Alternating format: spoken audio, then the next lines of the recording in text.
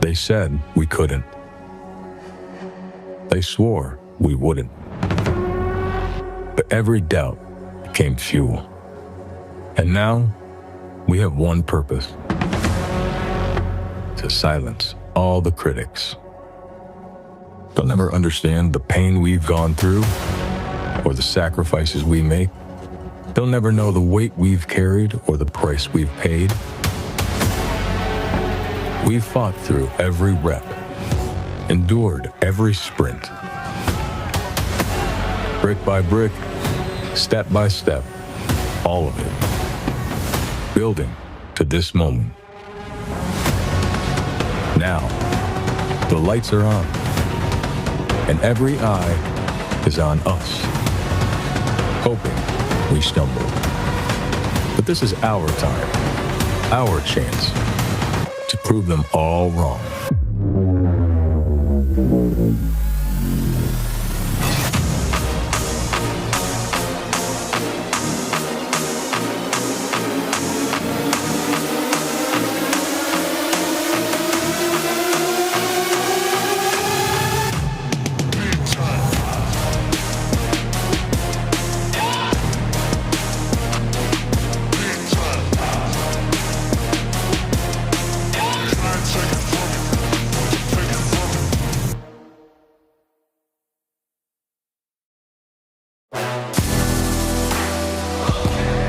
In assessing Calvin's 2025 football schedule this past summer, there were big games on the schedule, but really big only from Calvin's perspective.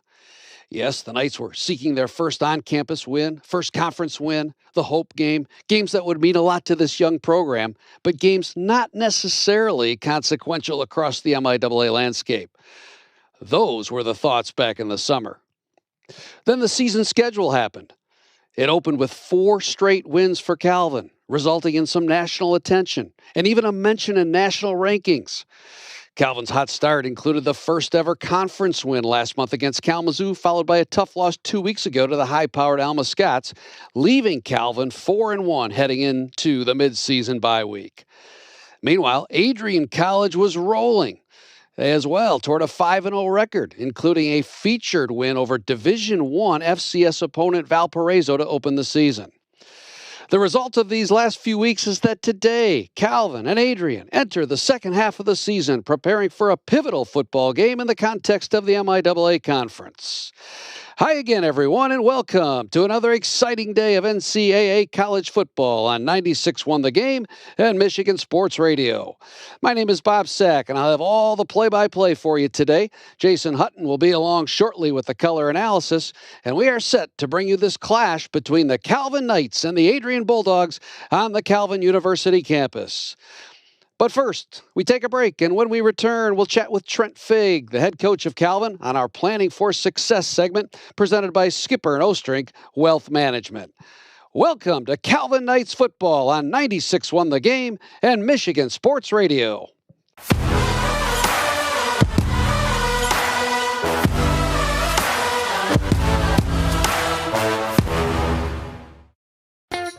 At Calvin, our faith in God and pursuit of excellence drives us.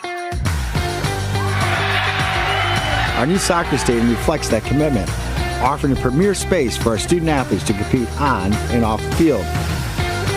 Whether you're an athlete, a summer camper, or a spectator, join our community of Knights at Calvin University.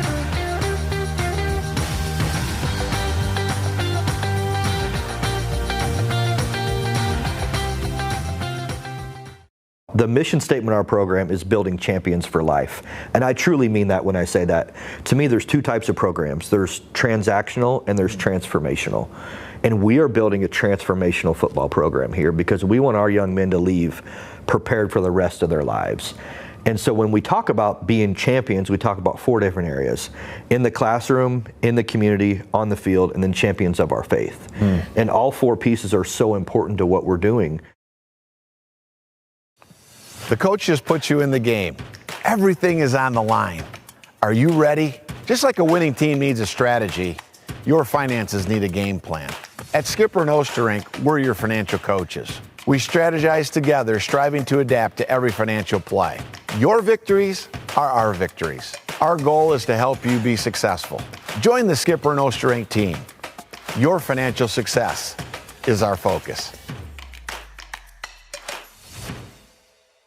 You don't always see what keeps you comfortable, but you feel it. That's what Bauman & DeGroot brings to homes, businesses, and now Calvin Athletics. Thanks to their expert HVAC services, our facilities stay game-ready year-round. Thank you, Bauman & DeGroot, for keeping us cool under pressure and warm when it counts.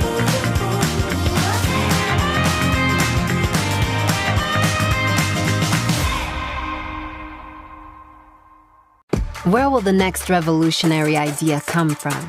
That next breakthrough in scientific research? At Calvin University, you can dream bigger, think deeper, aim higher. Our world-class faculty push students to keep asking hard questions and never settle for the status quo. Become part of a university that challenges students to go beyond as Christ's agents of renewal in the world. Calvin University, go beyond. At Garrett's Appliance, it's all about family, service, and excellence, just like Calvin. As a longtime local business, Garrett's knows the value of doing things the right way. For your home and your future. Thank you to Garrett's Appliance for supporting our student athletes and helping West Michigan thrive.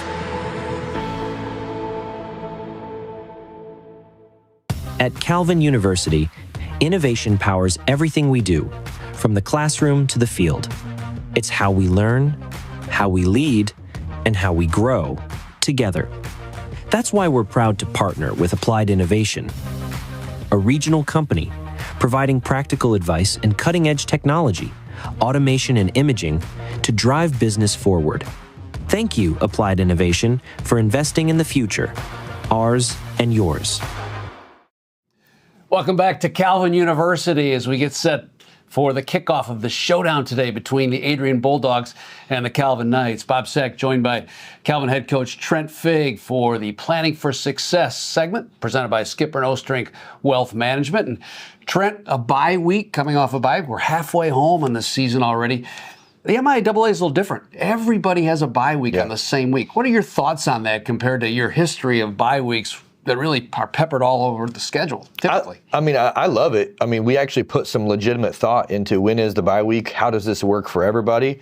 I think it's a great idea. I mean, it's right in the middle of the season, and everybody has the same one. So you're not playing somebody coming off of a bye. You're not coming off of a bye playing somebody that didn't have that. So I think it's a great idea. You had a lot of goals for what you called the bonus week. Yeah.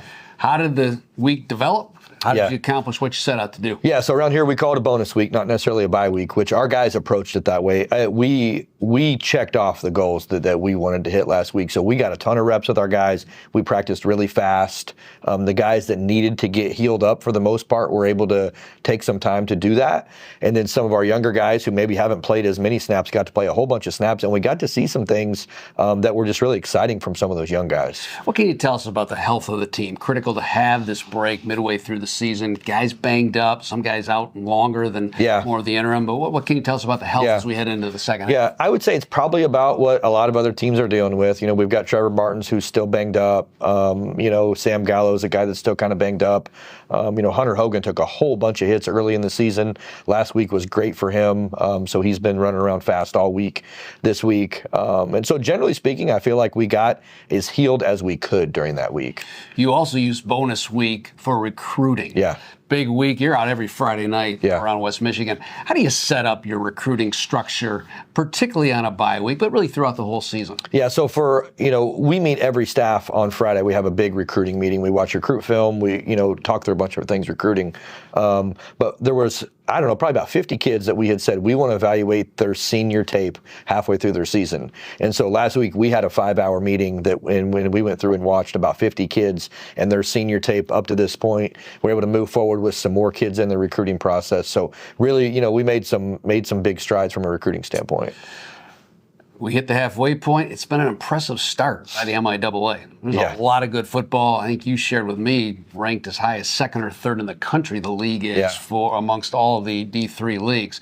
What's been your biggest surprise as you look at the league, both in terms of the teams or players that you've seen halfway through? I think probably the depth. This again, a pretty veteran league, which that's college football. You win with veteran kids, but just the depth that people are able to play with has been really impressive this year. And then, I think I've said this from the start. I think the coaches in the MIAA do a great job. And so, you really haven't seen people fazed by a lot of injuries because it's kind of a next man up mentality. Speaking of depth and speaking of good teams, one's in town today. The Adrian Bulldogs 5-0, including, Trent, something pretty unusual. They go to Valparaiso in week 1 and knock off an FCS team. Yeah. How big is that for the MIAA when a team does that? And you had to be pleased with that just from a league standpoint. Yeah, from a league standpoint, I think it's great. Everybody's schedule is non-conference a little bit different. And so when you get into conference play, you find out who people really are. This one is one that myself and our team has been really excited about since last year. They've had a great start. To go beat Valparaiso on the road and then to do what they've done has been, I think they've done a good job there. If there's a story about this Adrian team today, it's their defense. They're yielding just 153 yards a game, less than 10 points a game. What's made that Adrian Bulldog defense so good as you study them and prepare for today's game? Kind of like I said earlier, depth. They've got great depth really at all 3 levels. They brought in several transfer kids. I think they have 1 returning starter from last year. They really kind of flipped their personnel on defense. They play fast, they play physical, they attack the football. But when you look at them, their starting quarterback hasn't turned the ball over this year. And so that's really helped their defense as well. They've played with great field position all year. That quarterback is Noah Boudry, a transfer from Mount Union, one of the D3 powers perennially in college football. He comes in, he's got the ability to move in the pocket. I think that's one thing that fans will see today, his ability to roll out. Yeah. Just provides challenges somewhat different. What are the biggest things you have to face with Boudry today? Yeah, so I mean, he's what I call on-schedule quarterback. He keeps his team on schedule, doesn't take a lot of sacks, kind of a one-read guy. If it's not there, he's going to take off running. So he's got his favorite targets that he throws to, and he commands the offense well. You've had a transfer quarterback as well, Thomas Vaccaro, Boudry at Adrian. How common is this becoming now where quarterbacks come into the league and right away they're able to assimilate to the offense and adjust and take over a team? It's becoming more and more common for sure. I'm very pleased with Thomas, our quarterback. You've seen growth with him every week, and we continue to see growth with him. And so, yeah, I mean, about half our league has a transfer quarterback this year, and it's becoming more and more common. Back to that Adrian offense for a minute. They also run a lot of Wildcat. Trey Bergman, a big, strong running back, 6'1", 220. He'll work out of the Wildcat or the Wild Dog, as the Bulldogs call it. What challenges does that present you when a running game is looking to get so downhill like that? Anytime you can run the quarterback, like in that package, he's the quarterback, you're adding an extra hat to the game. And so last year they really kind of ran the same scheme, but they turned around and handed it off to him. Whereas this year he's just catching the snap and going. So they've added an additional blocker. And they definitely have a downhill mindset. And so, yeah, it just becomes a very physical game. Physical game last year down at Adrian. Really, the Knights were in it for most of the game. Just couldn't muster a lot of offense, and defense was the big key to Adrian as it is this year. But offensively, back to their offense, they've got a kid out of West Michigan, Ethan Aberger, a real possession receiver. How does the receiving core line up to the Calvin secondary today? Yeah, I mean, so when you look at their receivers, Ethan has 38 catches on the year. Their next receiver has 20, and then I don't know if another guy has over 10, and so he is definitely their primary target. He's a good player. I mean, and he's gotten a lot. His speed has increased. His strength has increased. He's a different player than what he was last year. He's a true primary target guy. They move him around. You'll see him to the field, to the boundary, lined up at number 2, lined up at number 3. They do a lot of jet sweep motions. They do a lot with him. If there's a path to victory today, what's that? How do you chart that course to a win today? Yeah, it's all about physicality today. And so we talk our team all week this week about focus and finish. That's what we talked about this week was, last year in this game, we're in the game, but I mean, their first 3 drives, they started on the plus side of the 50. Field position was really, really bad last year when we played these guys. And so it's all about our focus. It's all about how we finished. We've got to stack drives. We've got to finish drives. You talk a lot about it's not about the other team. It's the Knights. This is another showdown today. For sure. 5-0 team, a 4-1 team, top of the league standings. Yep. At risk here, at the premium. How do you keep the focus on your team today and not get the kids thinking about Adrian? Yeah, so I mean, what our guys have to do, and our guys really understand this. We have things that we set out every week. That these are our measures of success. These are the things we have to do to win, and we just have to focus on those things. Yes, we have another opponent, and they present their own unique challenges, but we have to just focus on what we have to control. All right, good luck today, Trent. Let's go get a win. That's the Skipper No String Planning for Success kickoff coming up on the Calvin Sports Network. Biggie's Sports Grill, your next destination for any occasion. With incredible entertainment and amazing food that makes you want to come back for more. Where family memories are made. Where sports are enjoyed and friends gather. Cheers to good times, great friends, and a place where the game is always on. Only at Big E's.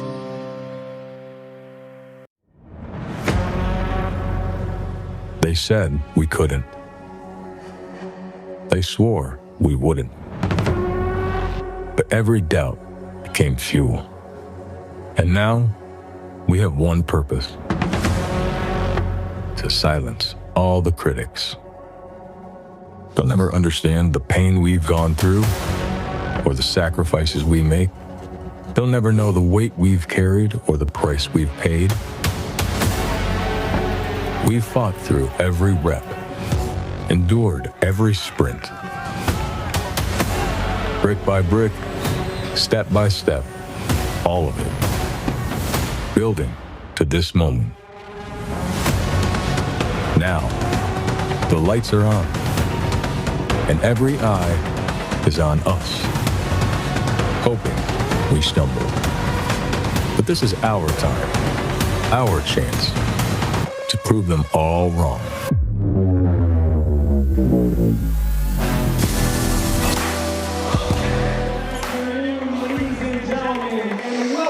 It's a pivotal mid-season showdown in the MIAA. Calvin, thanks to a season-opening 4 consecutive wins, hosts unbeaten Adrian, winners of 5 straight, including an impressive Division I FCS victory.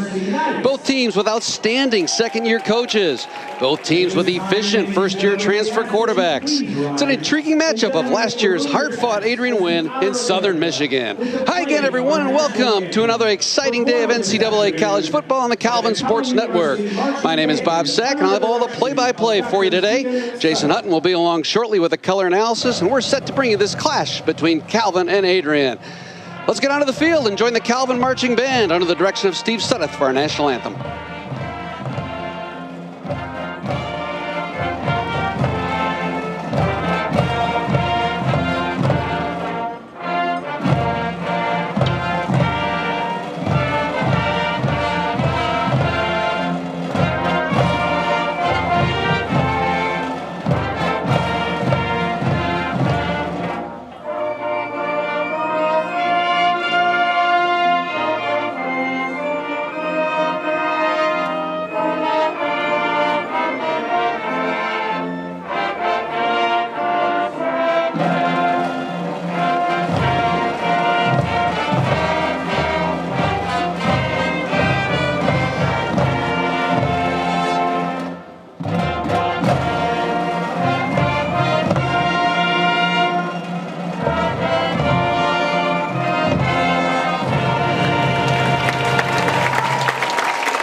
The Calvin Marching Band with today's national anthem.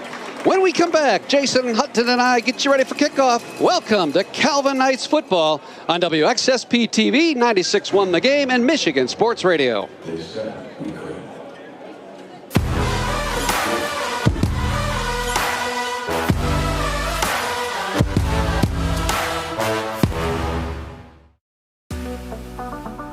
Whether it's a first savings account or a mortgage down the road, Lake Michigan Credit Union is there every step of the way. As a proud sponsor of Calvin Athletics, LMCU is investing in what matters: student success, strong communities, and a bright future for all. Thank you, LMCU, for helping our student athletes and our neighbors dream big and bank smart.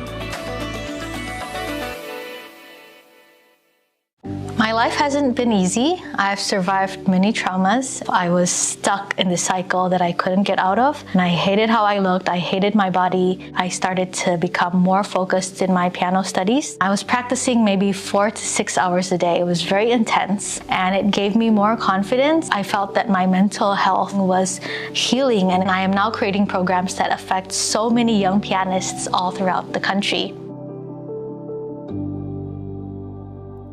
The best part of grad school would be the connections that you make, not only with your cohort, but with the professors as well. I felt very supported, and I don't feel alone in the program. I just really feel like each individual in the program gets a relationship with the professors in a different way that's meaningful to them and is more geared to them. I'm a grad student at Calvin University. Yay! Okay.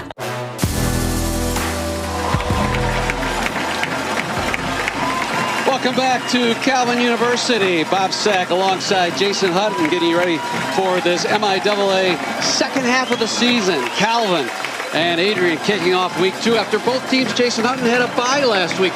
What's the pros and cons coming into a football game after a week off? Well, I think the biggest pro is you get to get a little bit healthier, right? I mean, it's a grueling game, and 4 weeks, 5 weeks into a season, you're going to have injuries. Guys are going to get beat up. So you heal up a little bit. You get your guys ready to go. You reset, kind of take a look at where you're at this point in the season. You know, a con, both of these teams, I think, had a lot of momentum through the first part of the season. So now you got to shake off a little bit of rust having not played for 14 days, especially when you talk about Adrian coming in undefeated. So I'm not sure they wanted to buy. Maybe Calvin a little bit more beneficial coming off a tough game against Alma. So we'll see how that all plays out today. Calvin 4-1, 4 in a row before the loss to Alma. Adrian 5-0.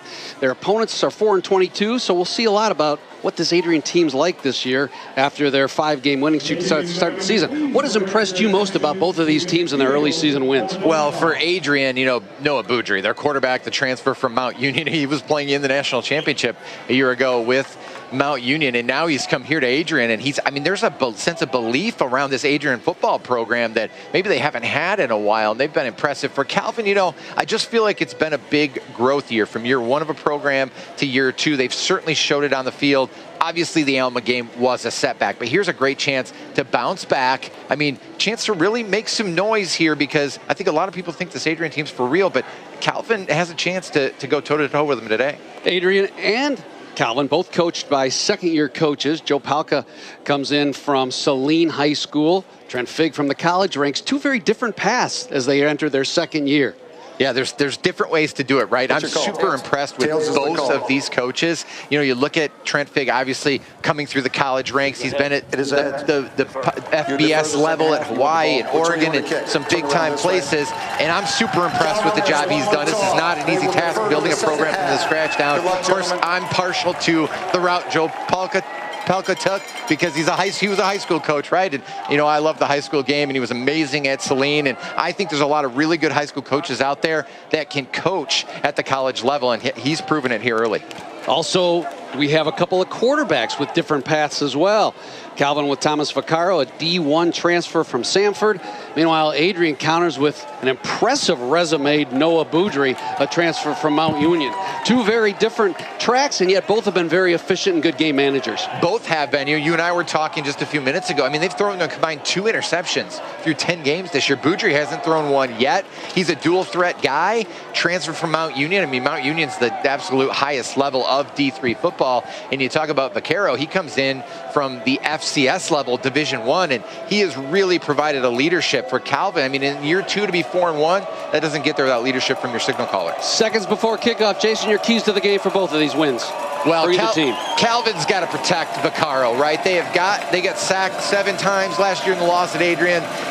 Calvin needs to stay on the field offensively because they need to help their defense complementary football. For Adrian, I think they need to play fast. I think they need to control Calvin's run game, and they need to stay on the field as well. I think time of possession will be huge. We are ready to go on this what has turned into a beautiful Saturday afternoon. Hayden Slagers has it teed up after Calvin deferred the opening toss. He'll kick it deep. And we are underway as the ball is returned by Steve McCoy. Big hole along the right sideline, and he'll scoot all the way out to the 46. And field possession is critical. Field starting points for Calvin last year in this game. The Knights lost 30-10. 5 possessions by Adrian started on plus territory. That really propelled them to the win, and already they've got great field position. Yeah, I talked about complementary football. Special teams is a big part of that. That was an excellent return for Adrian, and that theme from a year ago is carrying over. Excellent field position for the Adrian team. Storm Team 8 weather forecast today. Partly cloudy, mostly cloudy skies, a chance of rain later, but right now the skies have parted, and we've got a beautiful Saturday afternoon for college football. Garrett's starting lineup has Noah Boudry at quarterback. He'll give to Trey Brueggemann, the big bruising running back. Crashes off left tackle for 3 to midfield. At Garrett's appliance starting lineup for the Adrian offense, Noah Boudry at quarterback, a senior. We talked about Trey Brueggemann as a converted linebacker. He is number 2 and the running back. They fake to him and swing it out to Ethan Aberger, who's wrapped up behind the line, breaks a tackle, now reverses his field and has room along the right sideline before he's escorted out of bounds, and a flag comes in. Should be a holding call on Ryan Brumley, the tight end, on Carson Schneerstein. Trey Brueggemann is the big back, 6'2", 220. He'll get the majority of the carries.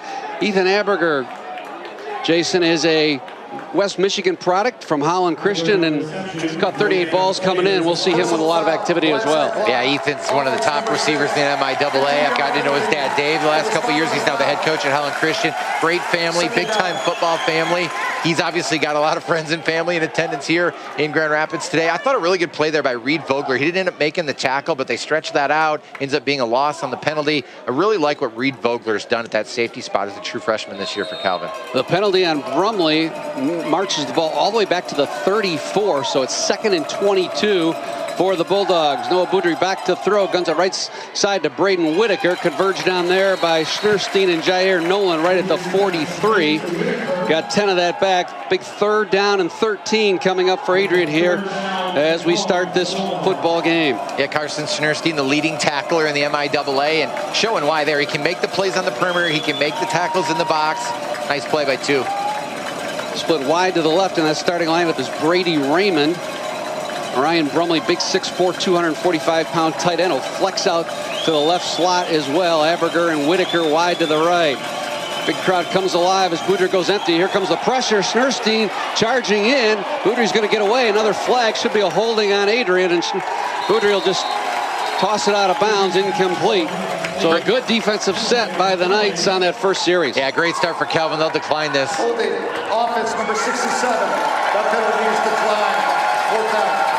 You know, getting off to a good start is key in this game, especially for Calvin. You see Adrian coming out, wanting to play fast. That's something that Calvin struggled with 2 weeks ago against Alma. Right now, Adrian's probably not quite at Alma's level this year. That's big-time defensive series for Calvin. On to boot it is Cooper Tracy. He'll stand back at his 29, kick it deep to Caden Kolanowski, standing at his 15. Just underway, 13.5 to go. Calvin forces a 3 and out on that first Adrian possession. Wobbly spiral, caught by Kolanowski at the 14. They'll head up the middle, where he is sandwiched at the 28. First and 10 there for Calvin. Ethan Layton there to make the tackle. Garrett's Appliance starting lineup for that Calvin offense as the transfer Thomas Vaccaro at quarterback. Hunter Hogan, the running back, sophomore. Tight end is Carter Balsma. Jude Clunner, the slot back. Look to see Seth Anderson and McCoy Baxter and Luke Mishmerheisen in the perimeter. And we'll watch for that, check that starting offensive line, because that's a key story in this game as well. First and 10 for Calvin on their own 27. Balsma in motion. The give to Hogan. Slants off left tackle. Daylight for a minute, but it closed quickly as Bennett Guild upended him at the 29. A gain of just 1. 2nd down and 9. Yeah, you got to win first down. That time Adrian won first down. We'll see what Calvin can do on 2nd and long.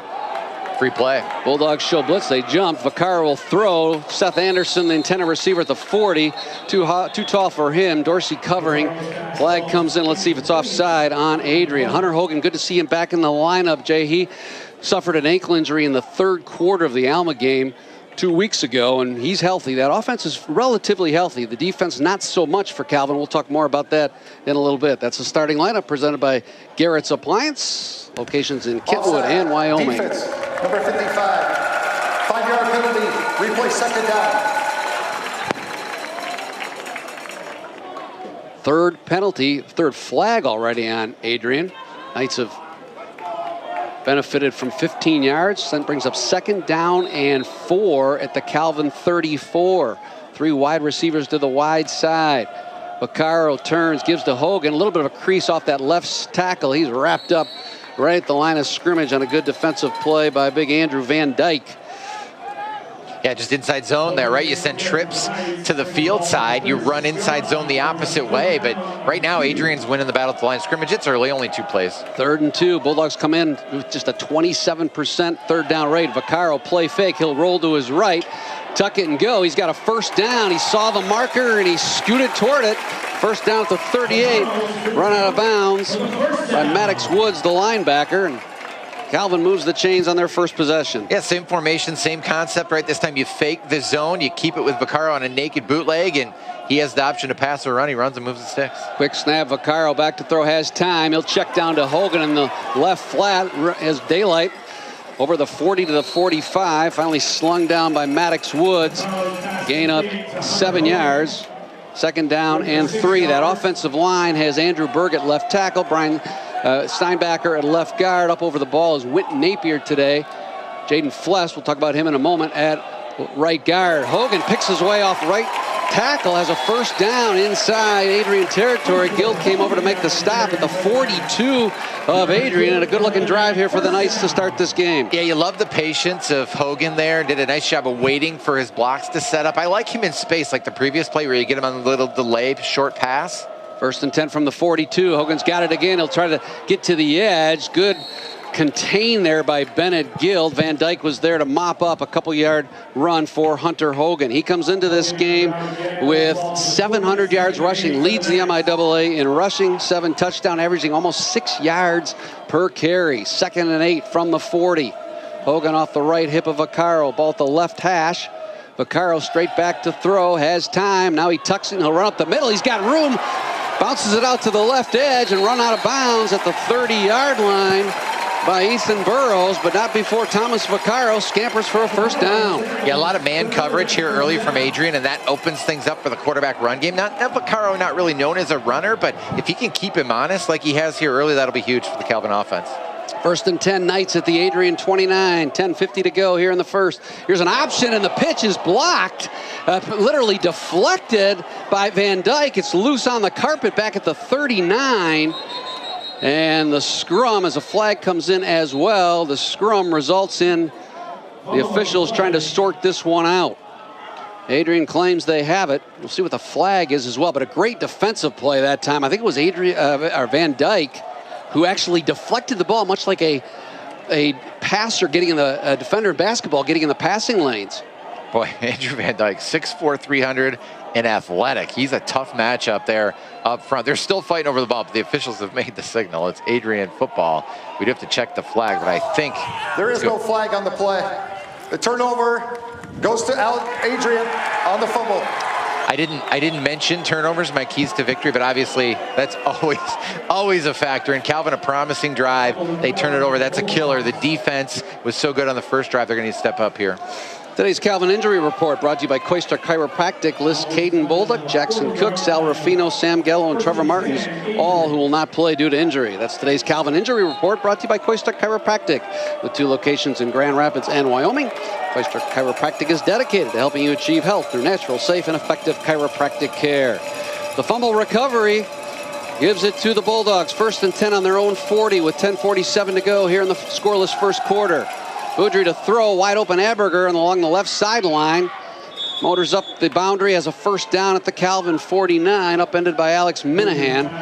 38 catches coming into this game for Ethan Aberger, and he's a sure-handed, sort of a short route possession receiver. Well, as we talked about our yards per catch. It's not astronomical. I mean, that's just simple trips. Adrian's done nothing but trips so far. You just kind of run like a rub concept there. It's so hard to defend that. You get it to Aberger on the short out, and that's a really, really efficient play for Adrian. First and 10 from the Calvin 48. Inside hand up to Brueggemann. He'll bounce to the outside and plow his way all the way down to the 41 before Caden McCullough hung on for dear life to make the stop.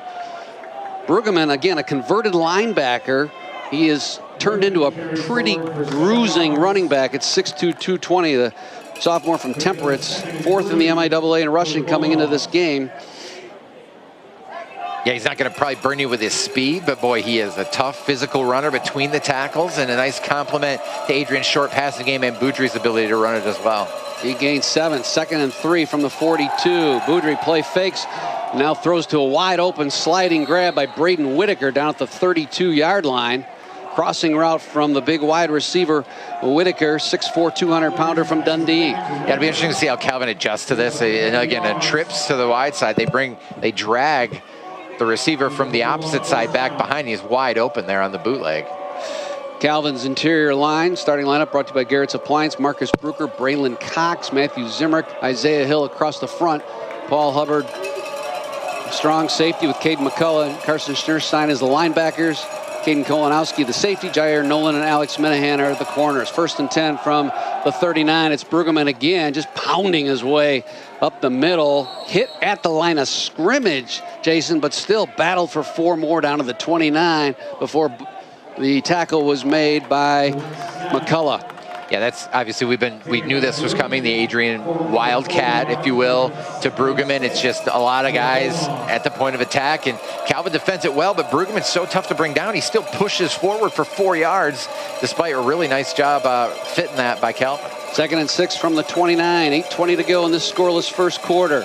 Noah Boudry barks out the signals, drops back to throw, and now he's flushed out. He's going to roll to his left, tuck it and go. He's got a first down at the 23 as he outran Matthew Zimrick to the sideline. And that's Noah Boudry. Really good game manager. No interceptions this year. Just a solid quarterback that doesn't make mistakes as a senior. He had 25 touchdowns last year as one of the quarterbacks that played for Mount Union. He's got 11 passing, 3 rushing this season. I thought maybe Calvin would spy him a little bit. Looked like they didn't there, and he's able to move the chains. After that turnover, the fumble recovery off the deflected option pitch, Adrian has moved down to the Calvin 23. 1st and 10 with 7:40 to go here in the first quarter. Jet sweep goes to Raymond. He breaks a tackle out of the hands of McCullough back at the 25, and then motors his way down to the 16. Alex Minahan finally stopped him there. Big Brady Raymond, 6'1", 196-pound junior from Pinckney, and I believe he is the one who is down. We'll step aside. 7:29 to go. No score, but Adrian on the move here at Calvin on the Calvin Sports Network. Night Nation. Today's game is brought to you by Capital and Risk Management Services. Since 1987, they've partnered with our community to provide financial and risk solutions that keep your future secure. Whether you're planning ahead or protecting what matters most, they're here for you. Connect with Russ Clausing at 312-458-4523 to learn more. Capital and Risk Management Services. Strategic solutions. Pursuing a secure future. Fans, today's featured Calvin football student athlete planning for success is sophomore Noah Funk. Noah's a defensive back from Grand Rapids South Christian, now in his 2nd year with the Calvin football program. As a freshman, he made history, returning a fumble for a touchdown in Calvin's very first football game, a 50-6 win over Oberlin in 2024. Off the field, Noah excels in the classroom as a Dean's List student, majoring in finance and accounting. That's Planning for Success, presented by Skipper & Ostrink Wealth Management, providing financial clarity, solutions, and service that allow you to focus on what you care about most. Brady Raymond helped off the field. Very gingerly, that left leg not supporting itself. So he gained 6 on the play, so it's 2nd down and 4 from the Calvin 18-yard line. Tyler Greer, number 1, is the receiver that replaces Raymond. Braden Whitaker split out to the right. Ryan Brumley's the big tight end to the left side. They also go with Drew Calvert at tight end. On 2nd and 4, Brueggemann off the left hip of Boudry. He'll take the handoff. Stutter step on Hill. Hit immediately by Hill and McCullough, but falls forward to the 16. He's going to be shy. Be 3rd down and 2 for Adrian. Bob, a big loss for Calvin. We talk about the injuries on defense. You know, Trevor Martin's not being in there. That's a big loss for Calvin, but I think Cade McCullough's playing a whale of a game here early on in his spot there at inside backer. Luke Bushhouse now comes in at that outside backer, replacing Paul Hubbard, as Calvin's defense looks to go big here on 3rd and short from the 17. 3rd and called 3. 6.5 to go in the first quarter, no score. Boudry, shotgun snap, he'll keep it all the way, tries to bounce it out to the left side, avoids the tackle from McCullough, and angles towards the pylon and dives in for the touchdown. Boy, Caden McCullough had a shot at him behind the line, and once Boudry was able to avoid and slip that tackle, it was clear sailing to the corner, and Adrian strikes first with that 16-yard touchdown scamper. Yeah, heavy package there, right? They got 2 tight ends, 21 personnel. You fake the inside run. You got those linebackers, you know, inside, and Boudry just bounces it out and just has to beat a corner to the corner and shows his athleticism getting to the pylon. 6 foot, 200-pound quarterback, not tall, but he's got certainly the bulk to break some tackles. On for the extra point is Jack Boyke. Bloomfield Hills senior boots it through, and with 6:23 to go in the first quarter, Adrian has struck first. They lead it 7-0. Back after this on the Calvin Sports Network, WXSP and 96.1 The Game. At Garrett's Appliance, it's all about family, service, and excellence, just like Calvin. As a longtime local business, Garrett's knows the value of doing things the right way. For your home and your future. Thank you to Garrett's Appliance for supporting our student athletes and helping West Michigan thrive.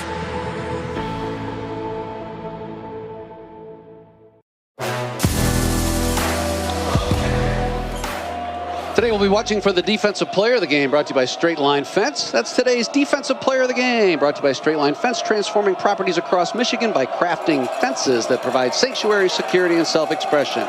Committed to care and craftsmanship, Straight Line Fence has earned a reputation as Michigan's most trusted fence installer. Paris Motors Drive summary covering 58 yards in 4 minutes and 24 seconds. Noah Boudry with a 16-yard scamper to put the Bulldogs on the board and lead it 7-0. Cashing in on the turnover on a great defensive play by the Adrian defensive lineman, Andrew Van Dyke, a West Ottawa grad, another West Michigan kid that got over to the east side of the state. Boyke has it teed up. He'll kick it deep to Hudson Shoup, who will gather the bouncing ball at the 10. Right up the gut he goes. Big hole. A juke to the right, and up the right hash he goes all the way to the 42 before he was cut down by Chase Barbosa. Good field position there for Calvin, 1st and 10. Critical drive here. I hate to say that. I hate to be over dramatic, Jason, but after a turnover, this is the mental resiliency that's got to happen for this young Knights team. Well, a promising drive, you know, when they had it the first time, and you have the fumble there on the option, which is obviously difficult, and you end up giving up points off it. But I think Calvin's just got to do what they were doing on that first drive. Mix in the run with the pass, stay consistent, they'll be all right. Out of the pistol, 1st and 10. Vaccaro gives to Hogan, who probes his way behind that right side of the offensive line for 5. Liam Carey, the fine inside linebacker, who comes into the game as the second leading tackler, made the stop. Bennett Gill, the other linebacker, their leading tackler with 31 this year. Carey's their big TFL guy. He's had 5 tackles for losses. A 5-yard run by Hogan, 2nd down and 5 at the 45. He's got it again, starts right, now jukes back to the left, now spins out of a tackle at the line of scrimmage, and is finally dumped behind the line by Ethan Burrows on a good defensive run support by the free safety. A loss of 2 back to the 43, so behind schedule a little bit on that 2nd down loss. Yeah, you got to avoid those negative plays, and you know, Hogan making a lot of moves there, but wasn't able to get upfield. Excellent pursuit that time by the Adrian defense. 3rd and 7 from the 43. Vaccaro out of the gun, has time, flings it out to the right flat to Hogan, over his head, incomplete, but Quincy Dorsey and Ethan Burrows bearing down along with Bennett Gill, and Adrian forces the punt. See, for Calvin to be effective here today, they're going to have a little more balance. That was just their second actual pass attempt. I know there were some called passes in that first drive where Vaccaro decided to run it, but just 2 passes, 1 completion here to stay on the field offensively. They need to throw it a little bit more efficiently here. Drake Irwin on to kick it deep to Ethan Aberger. Irwin standing at his 28, 5:23 to go in the first quarter. Adrian struck first, capitalizing on a Calvin fumble. Moved 58 yards for a touchdown. End over end kick. Drives Aberger all the way back to the 15 and then takes a great bounce. Unfortunately, too good of a bounce. That's a 58-yard punt by Drake Irwin, who came into the game averaging 43. Well, we talk about the field position, right? Early on, Adrian got the good field position. Calvin didn't. Even though the Knights trail in the game, at least they flipped that a little bit. The nice kick return. And now Adrian will start on its own 20. You know, better than starting close to midfield as they did in the first possession. During today's game, we are watching for the Visser Brothers Teamwork of the Game, a key play where Calvin is planned, managed, and executed correctly. That's the Visser Brothers Teamwork of the Game, presented by Visser Brothers General Contractors, where a team of dedicated project professionals know how to maintain your construction process on schedule and on budget. Touchback starts Adrian at the 20. Boudry fakes to Aberger, now swings it out in the left flat. Reed Vogler diagnosed it perfectly and drove him out of bounds back at the 17. Great play by the freshman from Caledonia. He read it like a book, and Aberger was trapped behind the line for a 3-yard loss. Well, and a great job by Cade McCullough, too. That linebacker filling in for Trevor Martins. He comes on the delayed blitz, forced Boudry to throw it probably a little sooner than he wanted, had to hit the check down to the running back, and Vogler, I love his speed. He can really run from that safety spot, which allows you to make plays. 26 tackles for Vogler coming into this game. Not a lot of freshmen in the starting lineup this year for Calvin. That's a good thing, but Reed Vogler is one of them. Second and 18, or second and 12 from the 18. Brueggemann's got it off tackle, busts his way up the middle, over the 20 to the 23. Tripped up by Braylon Cox. Cox getting the start today because of the injuries to Bolduc, along with Sam Gallo and Trevor Martin. So a lot more playing time for Cox, the Kentwood sophomore who started last year on the D-line. Big 3rd down and 8 now for Adrian at their own 22. Yeah, what do the Knights do here? Do they bring pressure, try to make Beaudry get rid of it a little early, or do they try to play coverage here? They got to get off the field. 3 receivers to the wide side, the right side for Beaudry. Out of the shotgun, he drops back to throw down the left sideline. Oh, what a catch. Back shoulder grab at the 40 by Braden Whitaker. Jair Nolan was all over him, Jason. But somehow on a superb throw from Beaudry, the back shoulder was there and Whitaker made the grab. 17-yard gain. Rather, excuse me, 25-yard gain out to the 47-yard line. Yeah, Calvin chose to play coverage. They only brought 4. Still got the one-on-one matchup. Beaudry found it. That's why that back shoulder throw is just, if you can execute it, so tough to defend. Nolan in great position, but not much you can do there. Isaiah Simon up over the ball for Adrian on 1st and 10. Here's another in-route complete to Whitaker. A high ball that he climbed the ladder for at the 39. Tough catch in front of Vogler. How about Whitaker here on these last 2 grabs? Well, Marcus Brucker hit Beaudry's arm as he threw it. I mean, I don't know how he still was able to get that ball there. This Beaudry kid, that was a heck of a throw. And you're right, an excellent catch that time from Whitaker. He's got a gun for an arm, does Beaudry, and he has been on target on these last 2 throws. 1st and 10 now from the Calvin 40 is Adrian. Beaudry takes the shotgun snap, has time, back to throw, finds a wide open Tyler Greer on an in route down at the 25. He zipped it right to him, again in front of Vogler and Kolanowski. Another big gainer down to the 25, 15 more as Noah Beaudry's got it going on this drive. Well, protection, right? That started with the protection there, no pressure, and Beaudry makes a nice throw there, able to find the hole in the zone. Calvin needs somebody to make a play here. There's too much momentum for Adrian at this point. 1st and 10 at the Calvin 24 for Noah Beaudry. Brueggemann off his right hip, 3 receivers to the right. Back to throw, looks left, throws over the middle, complete again. Flag comes in, it's going to be interference on Jair Nolan. Didn't matter because Whitaker made the grab at the 5. And boy, not bad coverage by Nolan, but look at the size difference though. Jair Nolan just 5'11", Braden Whitaker 6'4", and it showed on these last 2 throws. Yeah, we came in all the focus on Ethan Aberger and the numbers he's put up this year and how he's interference. Defense number 1. That penalty is declined. The result of the play is a 1st down. They found Whitaker in single coverage here all day, and Whitaker, give him credit, he goes up and catches the football, and it's working for Adrian here. 20 catches coming into the game for Braden Whitaker. That's 6 against Valpo, and their big win over the FCS Valparaiso team in the opener. Well, let's see how Calvin defends the Wildcat here, right? You got Brueggemann in there to take the snap. Whitaker's not on the field. You know they're going to sell out against the run. Jumbo package with Carson Schrader now in the game at the right tight end. Heavy package to the right. Trey Brueggemann, and a whistle before timeout for Albion. We'll take one as well. Step aside. It's 7-0 Adrian, but they're in the red zone with 1:43 to go in the 1st quarter on the Calvin Sports Network. You don't always see what keeps you comfortable, but you feel it.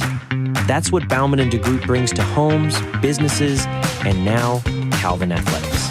Thanks to their expert HVAC services, our facilities stay game ready year-round. Thank you, Baumann & DeGroot, for keeping us cool under pressure and warm when it counts.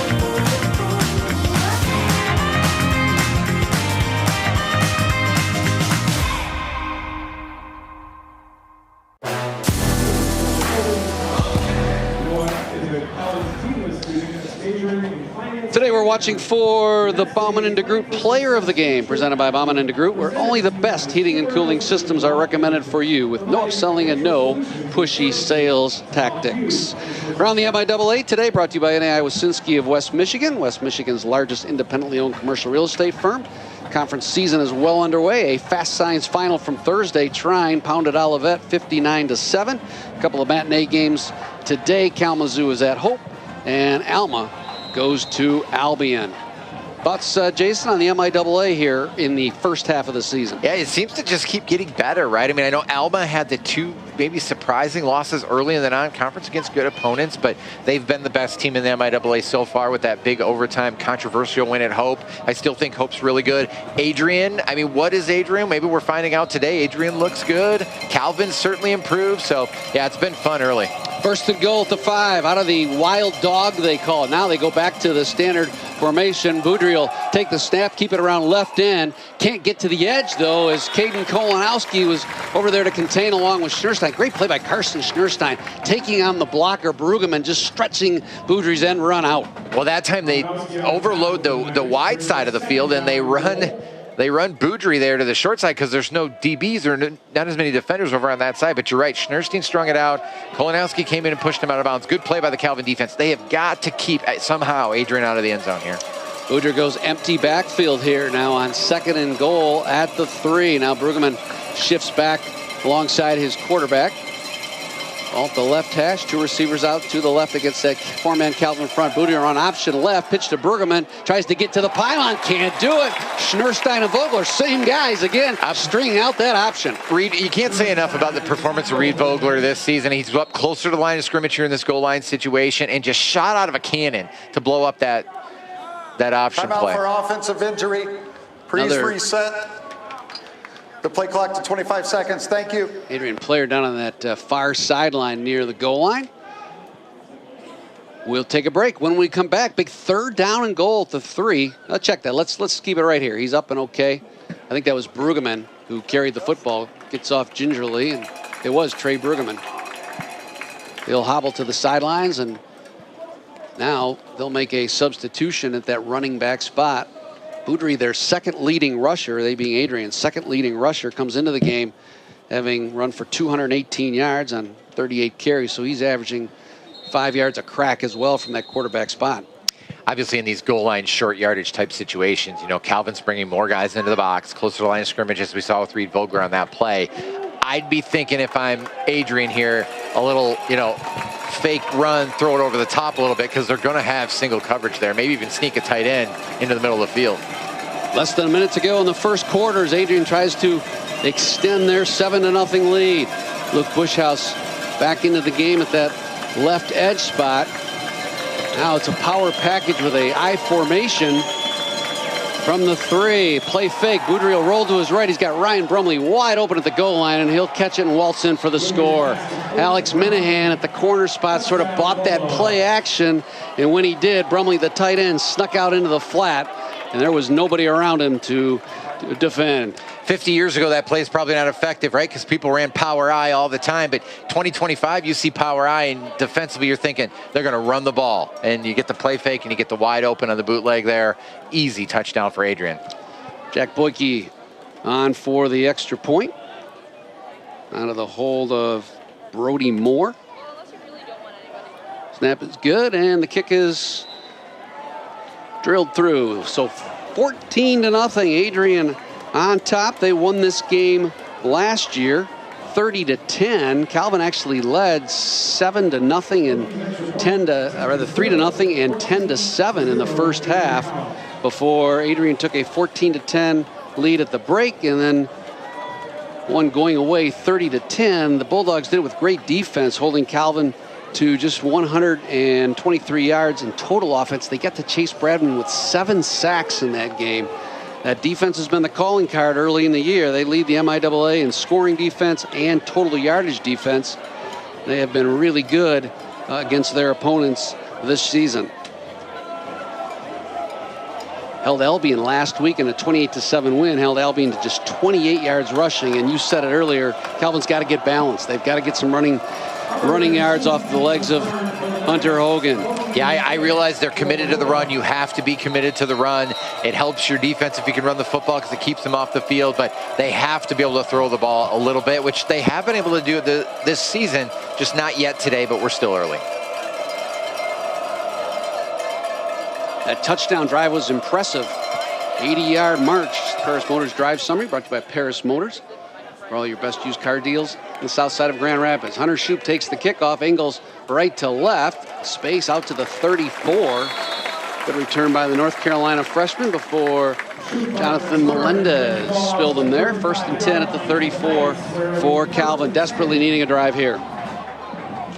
Yeah, opening possession, really good drive. They're into Adrian territory. They have the fumble on the option. Last drive, 3 and out. Certainly Calvin needs to move the chains here a couple of times, stay on the field, give their defense a break. Getting points would be huge. Seth Anderson and Jude Klunder split out to the left. Here's a bad snap. Vaccaro picks it up, corrals it, rolls to his right, finds an open Mishmerheisen along the right boundary. Picked up 7 on what could have been a disastrous broken play. Bennett Gill ran him out of bounds, and good job by Thomas Vaccaro to stay composed. Yeah, nice job by Vaccaro, and that's what you like to see, right? Get the 8 on 1st down, hit the little short pass to your big guy there, Mitch Merheisen. 2nd and 2 from the 43, hand off to Hogan, starts right now, dances back to his left, has a 1st down at the 46, and that's the way the 1st quarter will end. We've got one in the books from Calvin University. It's Adrian 14, Calvin nothing. Back for the 2nd quarter after this on the Calvin Sports Network. That's the end of the 1st quarter. Timeout. Big E's Sports Grill, your next destination for any occasion. With incredible entertainment and amazing food that makes you want to come back for more. Where family memories are made. Where sports are enjoyed and friends gather.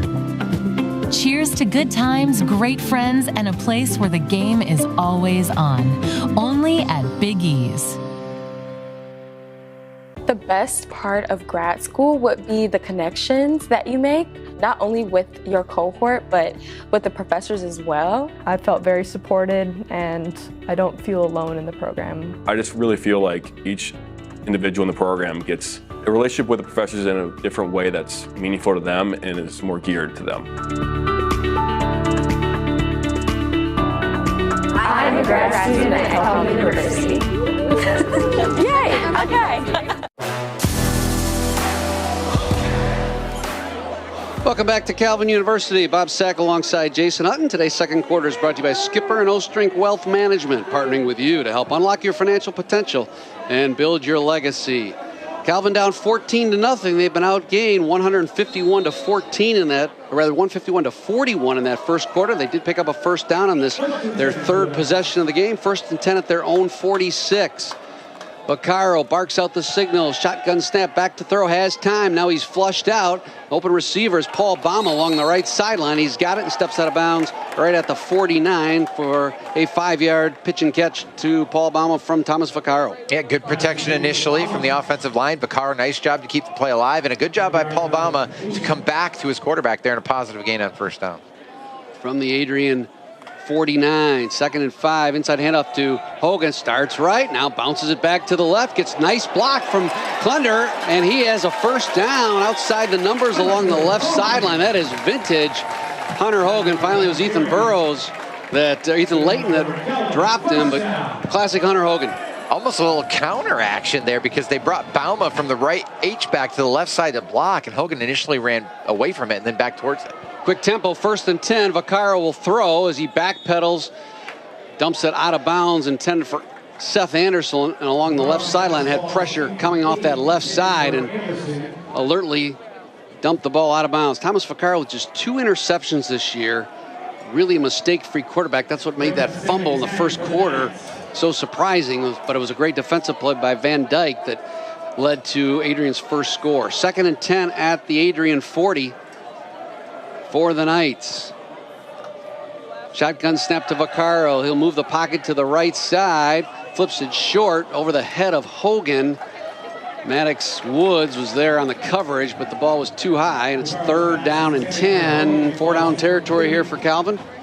Yeah, I mean, let's see what happens here on 3rd down. If you can get it to 4th and 6 or 7, or even better. But you don't want to have a negative play here. Coverage has been good, Jason. It seems like Vaccaro is not able to hit his 1st option on these routes. Paul Bauma back in at left tight end at the H-back spot.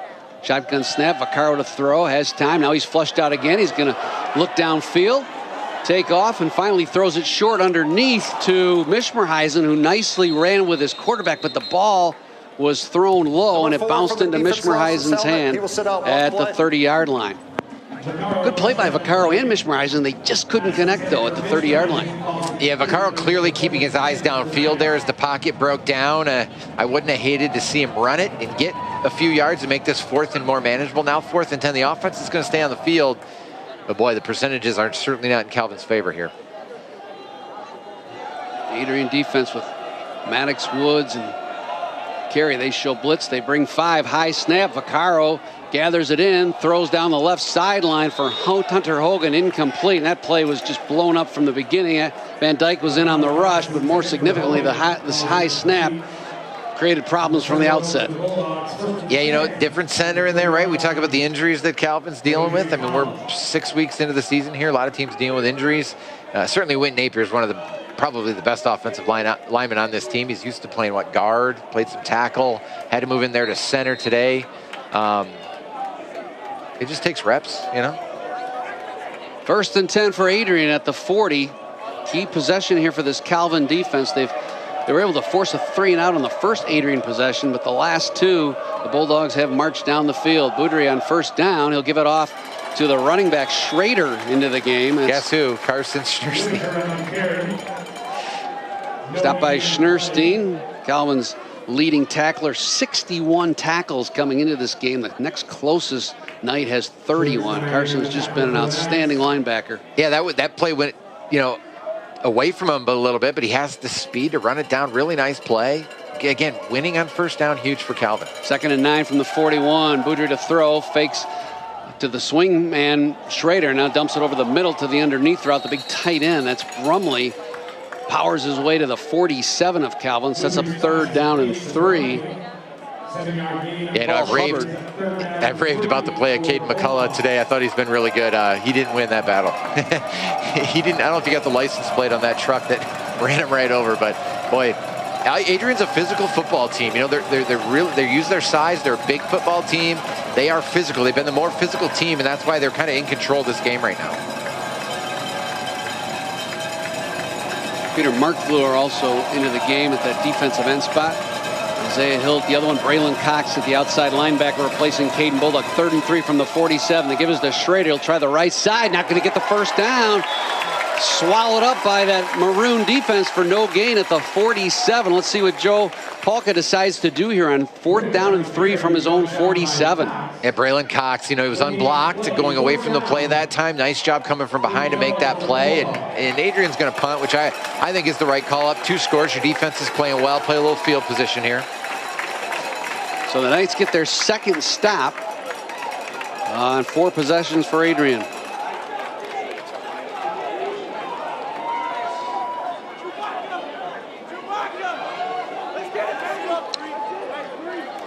Cooper Tracy, the freshman from Columbus, Ohio, kick it deep to Goodrich's Caden Klonowski. Here's the fake. They run it to Schrader. He's got all kinds of room down the left sideline. He's down to the 25, cuts it back inside at the 15, and is finally cut down at the 11-yard line on a 42-yard fake. Caden Klonowski saved the touchdown, but that was a perfectly executed fake. Yeah. And Braylon Cox, just check that it wasn't Cox. The right defensive end just could not contain. Carson Schrader, number 5 for Adrian, got the big block there at the point of attack, which really just opened that edge wide open for that fake play. That's just a deflator, right? If you're Calvin, I mean, now you got to fight for your lives here to keep them going down 3 touchdowns. Boudry with 1st and 10 at the Calvin 11. Shotgun snap, back to throw, quick in route, complete to Aberger at the 5, sheds a tackle, and is finally yanked down to the ground at the 3 by Kolonowski. Yeah, that's the mental, psychological part of that fake punt. You thought you had him stopped, and well executed by Joe Polka's Bulldogs. 2nd down and 3, call it 2, at the 4-yard line. Inside of 11 minutes to go, Adrian's threatening to add to their 14-0 lead. 3 receivers out to the right. In motion is Schrader. Boudry will scamper around the right side and walk into the end zone for the touchdown. Yeah, you jet motion, you get the linebackers kind of going away from the play, and then you just run behind those trips. Adrian's wide receivers have blocked well today. Just too easy for Noah Boudry there. Boy, that's deflating right now for Calvin. You find yourself in a big 20-point hole here. They're going to have to, they need something to go their way at this point. Second rushing touchdown of the game for Boudry.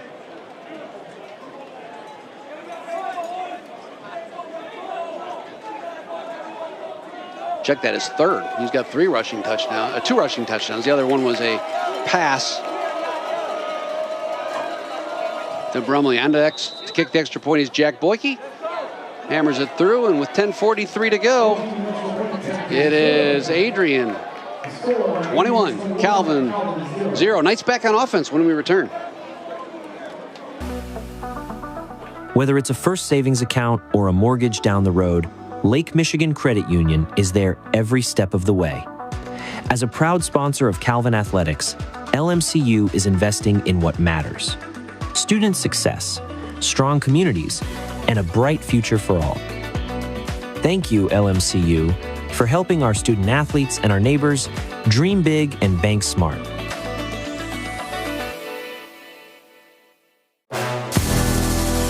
This month in Calvin Athletics history, presented by Applied Innovation, highlights the 1984 Calvin graduate Laura Knapp. Between 1980 and 1984, Laura was a three-sport athlete, starring in women's cross country, softball, and women's track and field.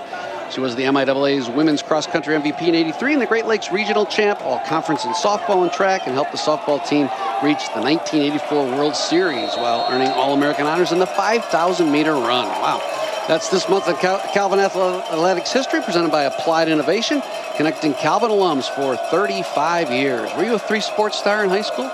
No, I was a zero-sport star in high school. I mean, I played a few, but I certainly didn't star in any of them. High end-over-end kick taken by Paul Hubbard at the goal line.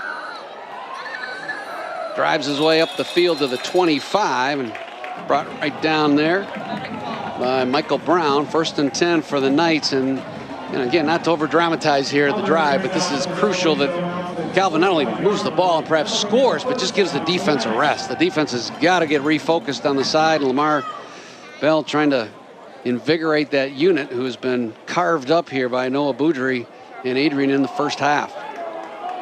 And Nick Earls in there, running back. Let's see if Calvin doesn't try to run a little downhill here. Carter Bausman at the H-back spot. Vaccaro will keep it on the quarterback sweep around the right side, turned in nicely by Liam Carey. Also, there was Nelson Fernandez, no gain, dropped at the line of scrimmage. Yeah, 2nd and 10 here for Calvin.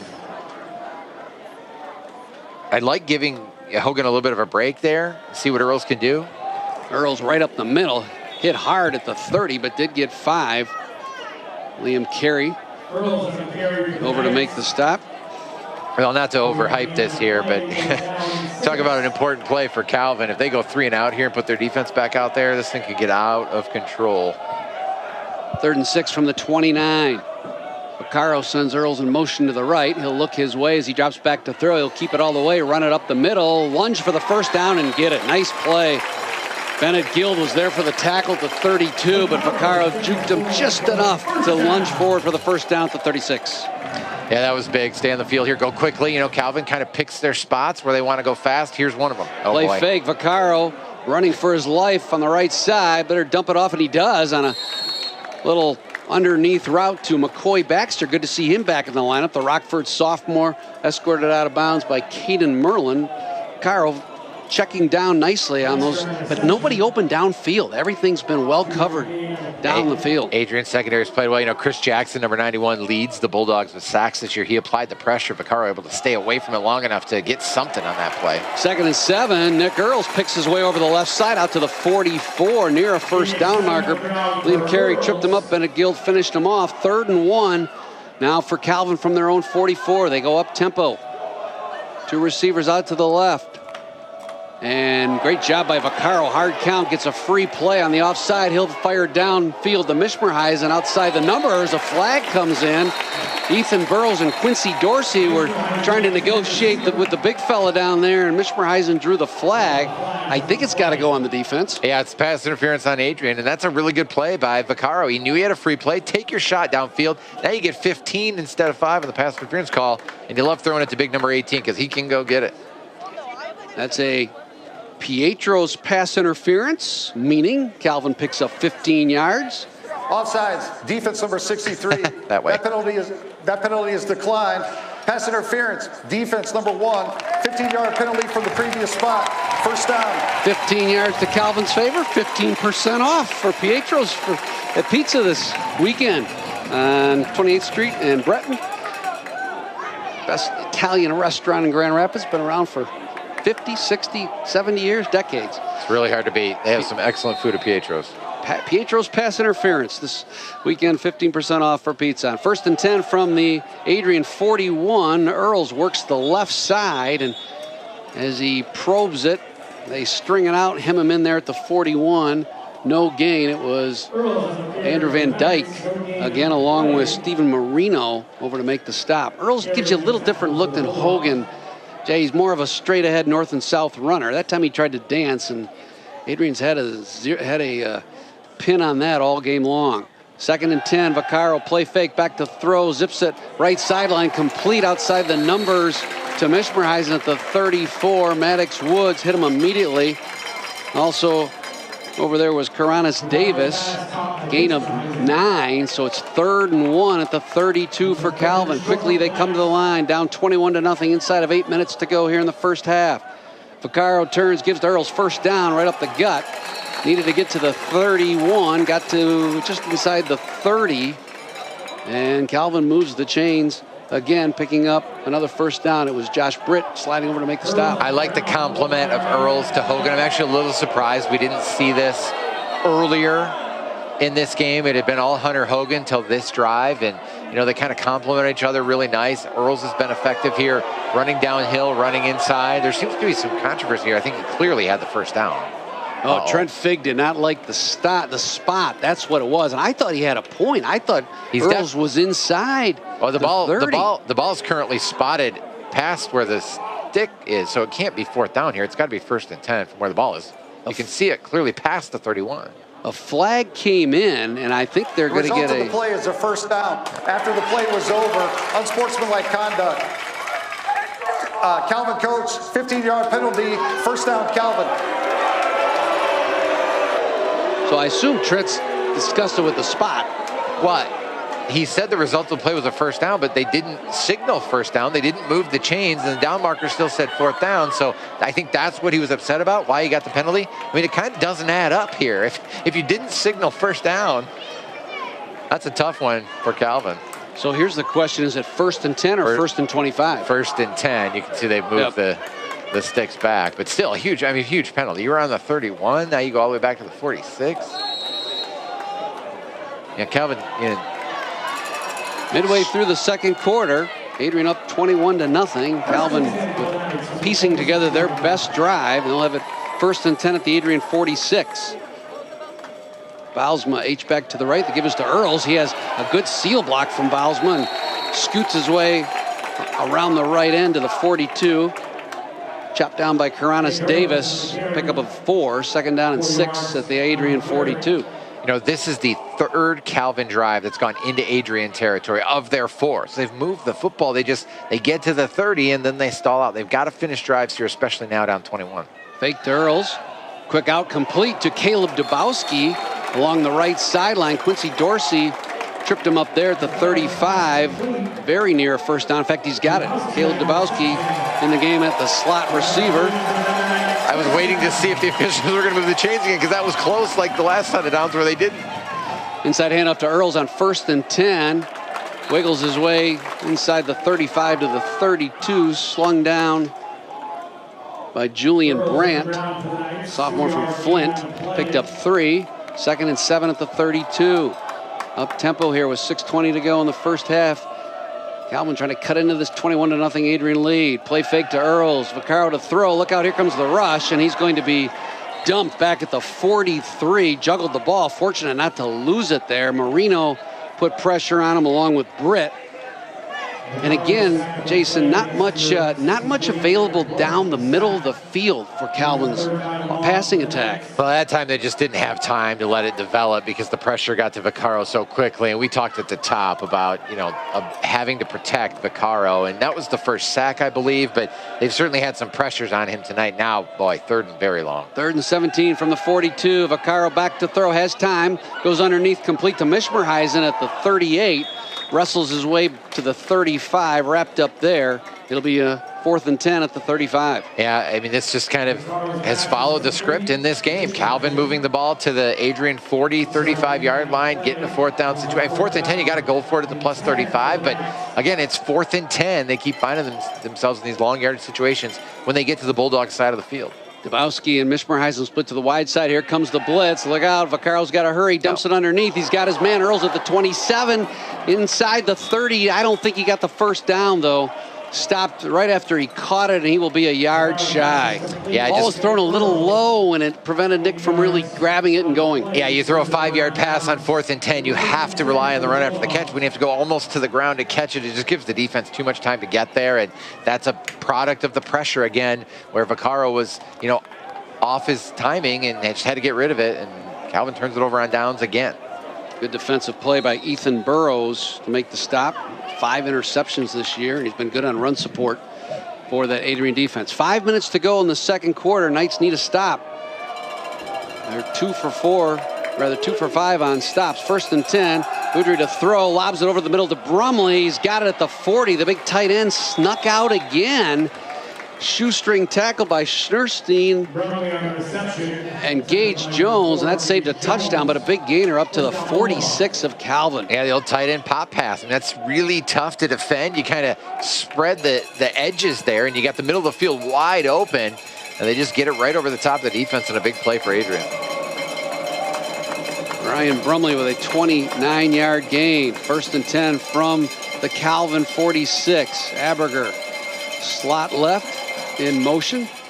Boudry fakes to Schrader, back to throw. Now we'll swing it left side for Schrader. A little too far. Caden McCullough bearing down on that well-diagnosed safety valve pass. Yeah, Boudry, just his 2nd incompletion, 13 out of 15. Yeah, Calvin they got to get Boudry off rhythm. I mean, it's too much time to throw.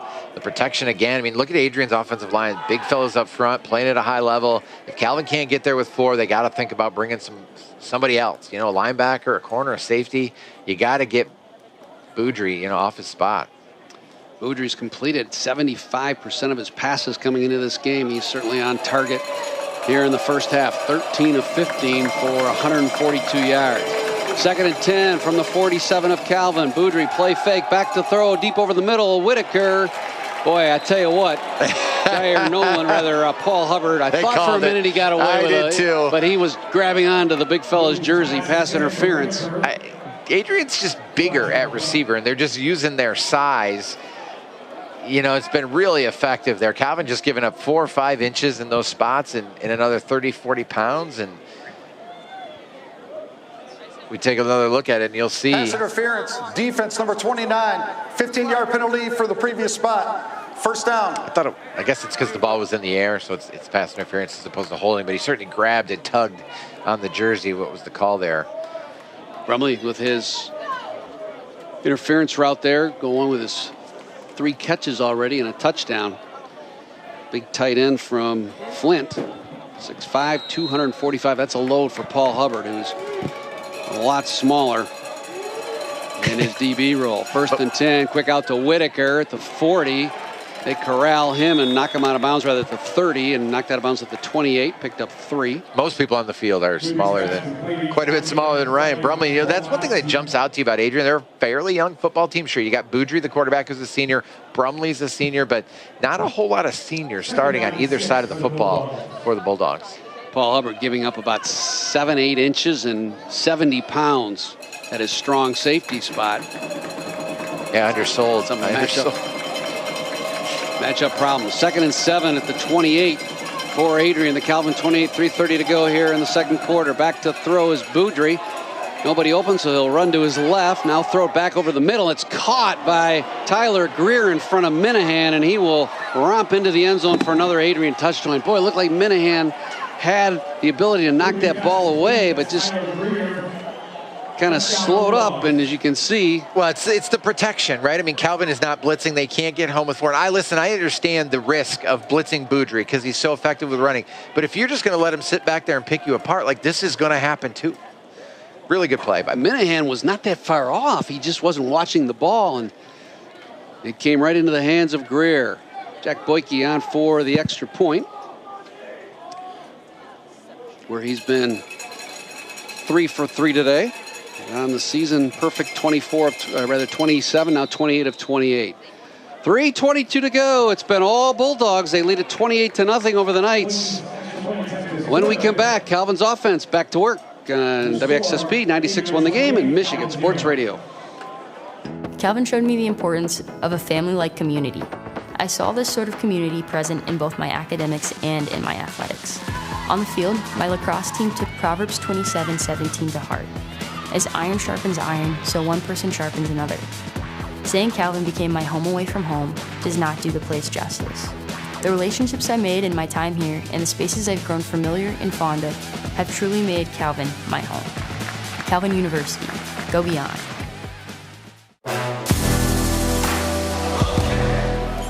Today's game, we're looking for our Energizing the Knights player who gives Calvin a key lift in the game. It's brought to you by Playa Bowls, New Jersey's original acai shop, located at Knapp's Corner in GR, serving healthy and delicious acai, pitaya, coconut bowls, and smoothies. That's Playa Bowls at Knapp's Corner in Grand Rapids. Right now, this team needs an energizer. Yeah, I mean, special teams, right? Can you look to your special teams to give you a spark somewhere, somehow? Calvin needs to find a spark here. They will get the ball to start the second half. They could somehow get some points here before the break. Maybe carry a little momentum into that halftime locker room. Boyke high, end over end kick, drive, shoot back to the 2. He'll dart right up the middle and then is absolutely crunched at the 20-yard line on a beautiful form tackle by Cole Gonzalez. 1st and 10 for Calvin at the 20-yard line. Shoop's just a little guy, 5'9", 160 pounds, if that. And he was rocked on that. It seems like we've been saying that a lot, right? The Calvin's guy's a little guy. Adrian's not small really anywhere. Maybe a little small at quarterback. Aberger's a little undersized, but I mean, most places, Adrian is big.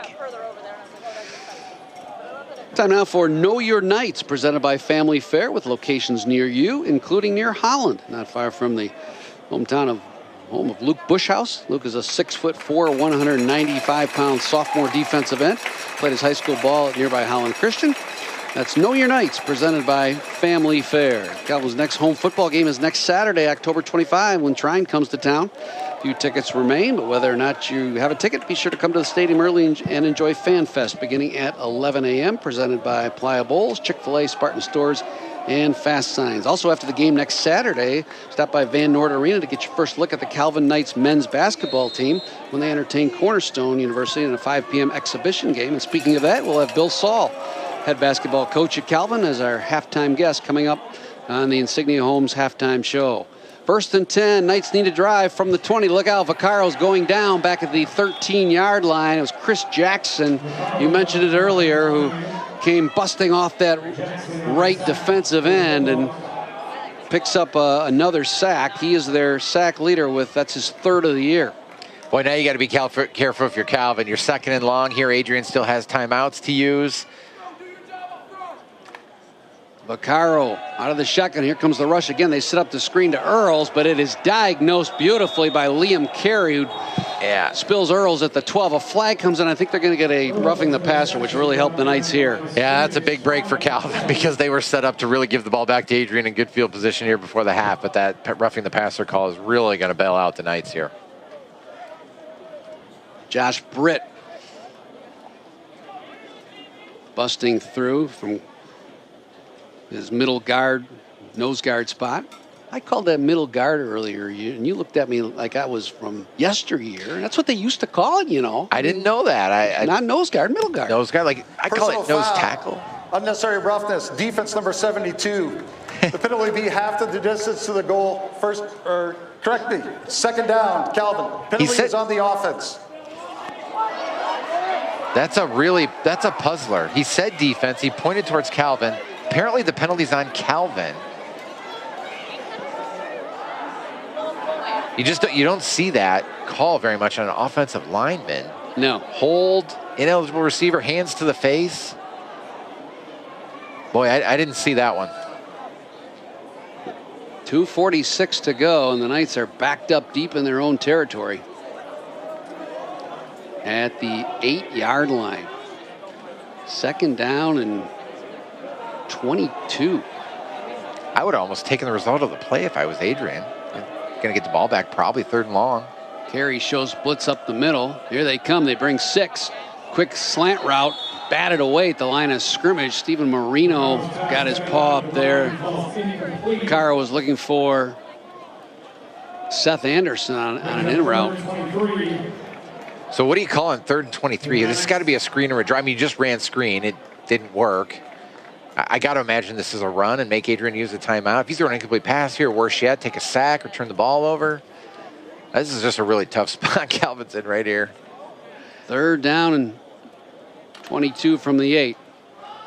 Inside handoff to Earls.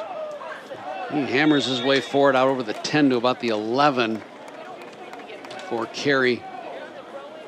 Stonewalled him there, and a 4th down, and Calvin will probably let this clock go down to the 2-minute timeout unless Adrian chooses to take a timeout here. Well, yeah, I mean, Adrian's going to save its 2 timeouts for when it has the ball. They're probably going to get the ball somewhere near midfield. I mean, you're really leaning on, Drake Irwin to get a good punt off here and try to flip field position some way, somehow. But look at Evan Amberger's only at the Calvin 45-yard line. And indeed, the clock does roll down to the 2-minute timeout. We will take a timeout as well. When we return, Knights got to get a stop here. They're going to punt it away. 2-minute timeout.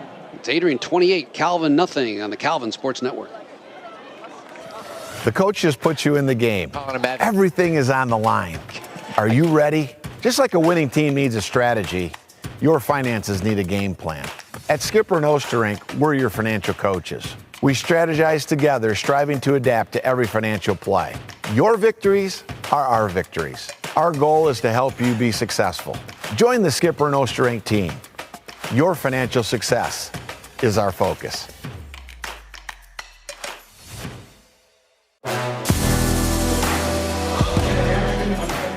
Today's broadcast is brought to you in part by Educatius, the world leader in study abroad programs. Educatius brings hundreds of international students right here to Michigan. Enrich your family and change a young person's life by hosting an international student. Learn more at educatius.org. Stay tuned for today's halftime stats and analysis from Jason Hutton later in the halftime show, brought to you by Advantage Commercial Real Estate.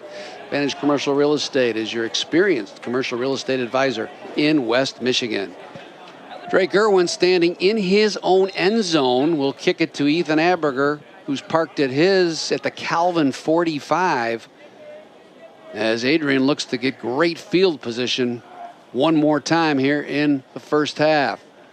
Irwin straight on kick, low spiral, bounce at the 40, grabbed by Aberger at the 45, gets out to the right side, down the sideline, still on his feet. A flag comes in. It'll be a penalty on Adrian, I think.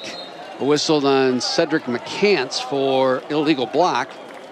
Should come back to about the 40 on that punt return. Nice play by Aberger there to field that punt, because that thing could have gone who knows where, and he saves that yardage. But they're going to lose it here on the multiple penalty flags that are definitely going to go on the receiving team. Although I guess I shouldn't assume that after what transpired on the screen play on Calvin's last offensive possession. Stay tuned for today's halftime show, built by Insignia Homes and True Kitchens. It's packed with great stuff, including a quick word with Trent Fig, stats, first half analysis. During the return, holding return team number 20, 10-yard penalty from the end of the kick. First down, Adrian. So that doesn't make sense, though, Jason, in terms of the spot. Their line chains crews all the way back to the 44, but the play concluded inside the 20. Yeah, it's a spot foul, so it goes 10 yards back from where the block happens. It's going to go all the way back into Adrian territory. That's where Tett's 10 yards from where he fielded the kick. He fielded it at the 45. So there's a big penalty for the Knights that helped them. 1st and 10 for Adrian. 1:46 to go in the first half. They're trying to extend their lead that's already at 28 points. 4-man front shown by Calvin. Give to Schrader. Carson Schnurstein slides over from that outside linebacker spot and dumps him at the 46. A gain of just a yard for Carson Schrader. He's the backup running back.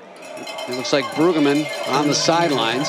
Yeah, Calvin was bringing pressure that time. They blitzed from the outside, but the inside middle run was not there. Boudry to throw deep down the left sideline. What a catch by Braden Whitaker over Hubbard again. Hubbard gives up 6 inches. That ball was perfectly thrown. Whitaker high pointed it at the 25, and that's another big gainer of 28 yards for Noah Boudry. Boy, Whitaker is just, boy, he is tough out there. Uses that size and athleticism to go up and get it. Boudry to throw again, lobs it down the left sideline. Incomplete. Possible interference there, but I think it was uncatchable out of bounds. And Boudry likes that matchup. I thought Whitaker actually initiated that contact that time. And poor Paul Hubbard, he's just getting picked on over there by a guy a lot bigger than him. And I thought that time it was Whitaker who was pushing off on Hubbard, and Calvin didn't get the call, but it's incomplete. Whitaker with 7 catches today for 105 yards, and half of them have been tough grabs. Hubbard with press coverage. 66 seconds to go in the first half. Boudry takes the shotgun snap, has time, wings it right sideline, complete to Aberger. Beautiful throw right at the 15-yard line. Knocked actually out of bounds at the 16. That should be enough for the first down. Jason, his throws have been absolutely dynamite today. Well, and what you like about it is he's done it against man and he's done it against zone. That time Calvin mixes up, they go a little zone there, and he just hits the spot perfectly over top of the corner, but in front of the safety. Boudry's been super impressive, no question.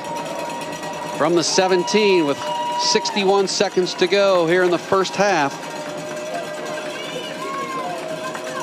Noah Boudry now 17 out of 20 for 201 yards. Couple of tutties to go with it. Whistle and a timeout. Adrian. That's our second of the half. Strange time to call timeout with the clock stopped. Well, they just want to make sure everybody's on the same page. They gotta get this right, because it is third down here and they need to move the chains. Still a minute to go when you're on the 17-yard line. Time, I don't think, a real big factor for the Bulldogs. 3rd and 1 at the 18. Again, today's halftime show built by Insignia Homes and True Kitchens. Packed with good stuff, including a quick word with Trent, and that'll be certainly interesting to hear his comments here in the first half. Jason Hutton's first half analysis, a look at an amazing Calvin alumnus, and our special guest today at halftime, Coach Bill Saul. It's all ahead on today's halftime show built by Insignia Homes. Whether your next project is an urban renewal in the city, a remodel of the family lake house, or a new country estate, the Insignia Homes team is eager to help you achieve your dreams.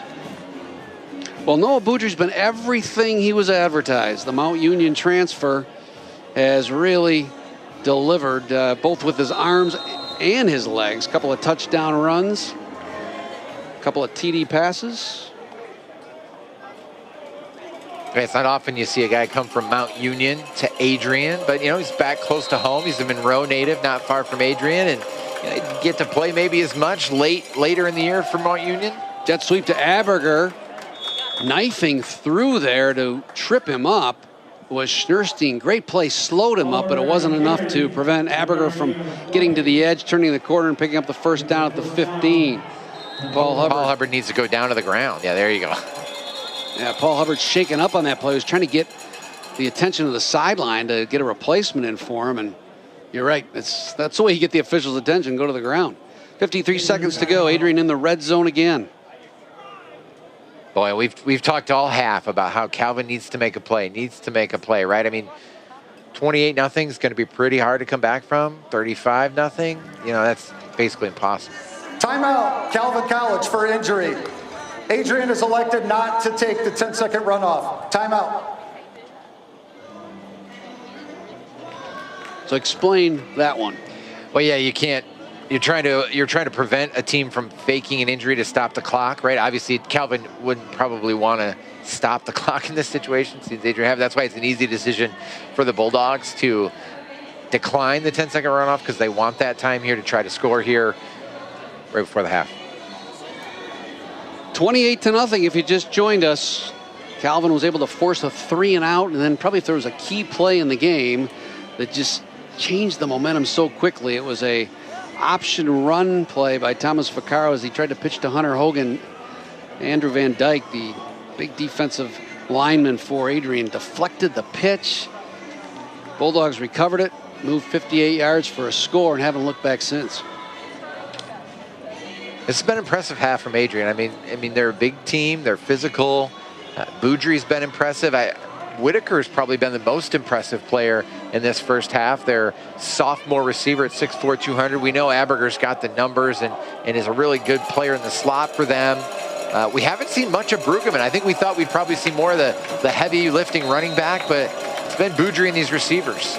1st and 10 from the Calvin 16. Boudry takes the shotgun snap, has time, throws it left corner of the end zone to Aberger. Touchdown, Adrian, Ethan Aberger in front of Noah Funk. What a throw by Boudry off his back foot, dropping back to the 30-yard line and just heaved it towards that left corner, put it right on the dime. Yeah, again, excellent protection, and Boudry's just too good to give him that kind of time. Aberger with a great route on the corner there, got man-to-man coverage, and Adrian's just executing. They're just executing at an incredibly high level in this first half, and boy, they put this one out of reach, I think, and we're not even at halftime yet. 35-0 with 47 seconds to go here in the first half. Jack Boyke on to attempt the extra point. Snap and hold are good, and Boyke sends it through. 47 seconds to go. Reminder that for busy athletes, getting your wisdom teeth pulled, which kind of feels like this first half for the Knights, can seem like a big deal. The Center for Oral Surgery and Dental Implants make it a comfortable experience. With locations in Grand Rapids and Rockford, they can also help with dental implants and tooth extractions. For great oral care when you need it, visit GrandRapidsOralSurgery.com for more information. I would equate this first half for Calvin to a tooth extraction. It's been a clunker, no question about it. It's not been one of Calvin's better halves, but you have to give a lot of credit to Adrian too. I mean they're playing really well. Look at their sidelines just jumping over there. I mean, they've brought the energy. This is a team and a program that believes, and we can talk about the fact that maybe they haven't played the best of schedules yet. I mean, their toughest games are still in front of them, but they have picked up and are carrying so much momentum with them, even coming off the bye. And I talked at the top about rust. I mean, Adrian has shown no rust here. They picked up where they left off 2 weeks ago. Boyke kicks a low liner that'll bounce at the 20, grabbed by Noah Funk, who's in there for Hudson Shoup.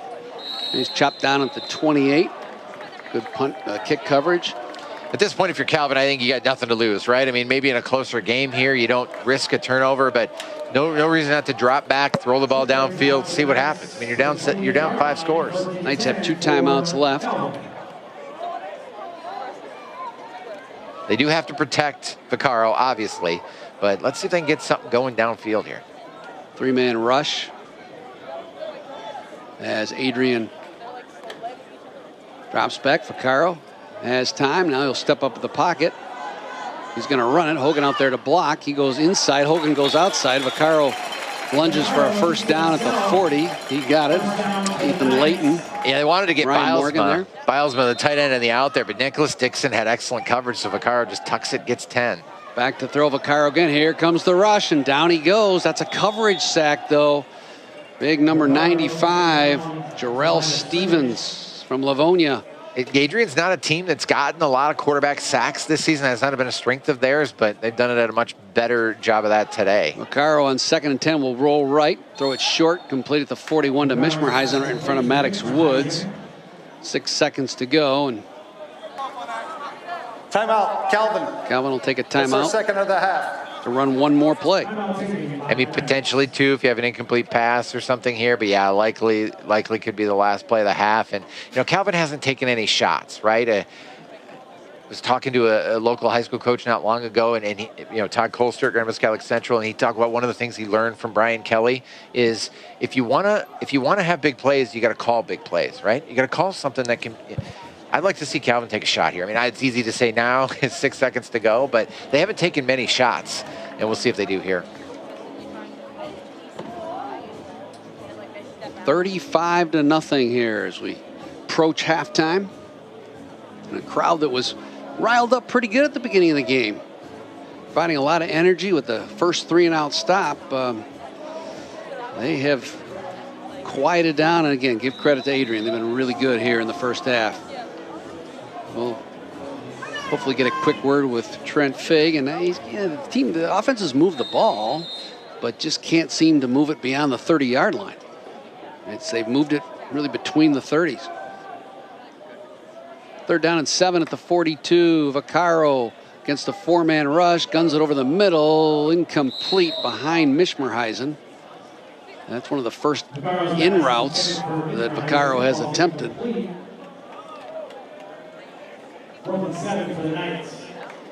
It's just been off rhythm a little bit. Just, that bye week, and you got to credit Adrian's defense really here, but the Calvin passing game's just been out of rhythm in this first half.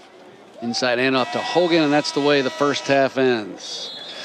So Adrian with an impressive first half performance, 35-0 here at the break.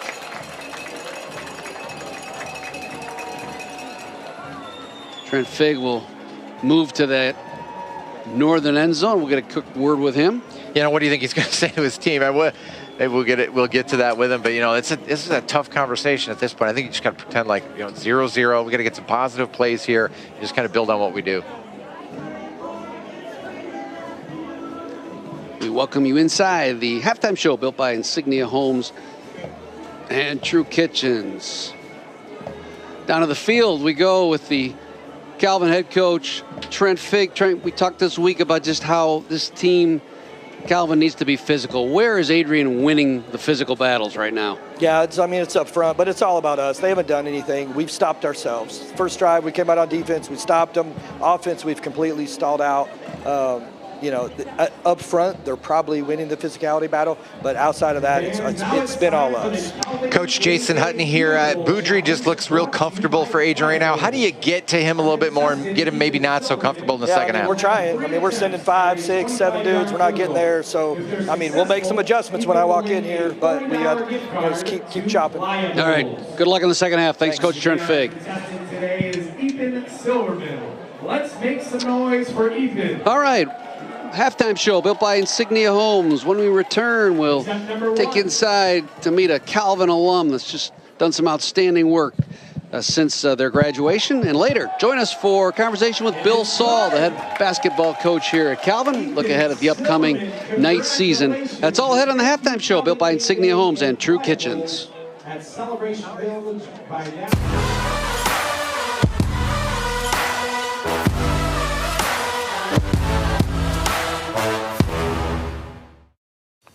The coach just put you in the game.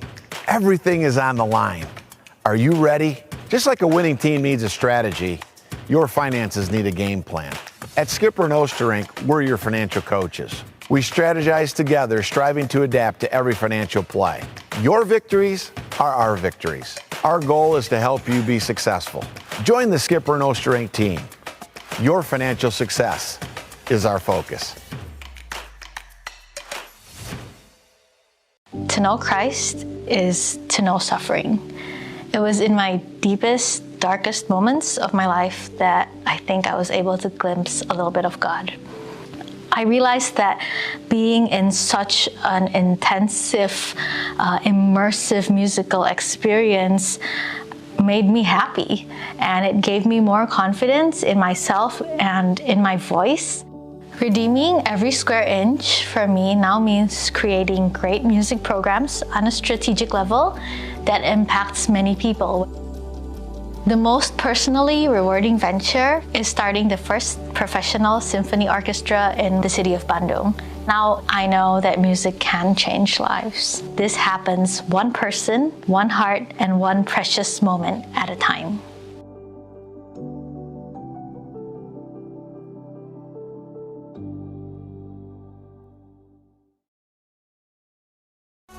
Night Nation. Today's game is brought to you by Capital and Risk Management Services. Since 1987, They've partnered with our community to provide financial and risk solutions that keep your future secure. Whether you're planning ahead or protecting what matters most, they're here for you. Connect with Russ Clousing at 312-458-4523 to learn more. Capital and Risk Management Services. Strategic solutions. Pursuing a secure future. In its most simple sort of definition, metrology is the science of measurement, which is simple in stating, but actually is very complex in terms of actually accomplishing. The GPS, it shows that I'm sitting in the living room within 6 feet of where I am. That measurement requires us to measure time to within a billionth of a second. The ability to measure something well gives you a level of trust in what's happening in the world. You trust that when you go to the gas station and you buy a gallon of gas, it's actually a gallon. That level of trust allows you to understand the world and to function. So I got my math and physics degree from Calvin, went on to graduate school in Maryland, and then postdoc at Johns Hopkins Medical School, and then got my job at what was then the National Bureau of Standards and became the National Institute of Standards and Technology. So I've held a lot of different positions at NIST. Started as a bench scientist, worked my way up through management chain, eventually became acting director for a while between administrations, and now I am the chief metrologist. So I am the person who's supposed to be watching over the core measurement program of the National Institute of Standards and Technology. It's a great privilege to interact with people from around the world, literally from many, many, many different countries. And you can see that we're all God's people. We're all working towards a universal goal. In 2018, we redefined the International System of Units. It was a major change. 67 countries that had signed the Treaty of the Meter all agreed unanimously to make the change. It's not very often you find that sort of agreement amongst the countries of the world these days, but it is good to see that, people are people. As I get older and I'm sort of fading into the end of my career, what's really rewarding is to see the projects that I had a hand in starting, sometimes a decade or more ago, where a scientist came to me and said, I have an idea, and I was able to put a little bit of resources towards it, and then to see how those things have now blossomed into just truly amazing developments and advances.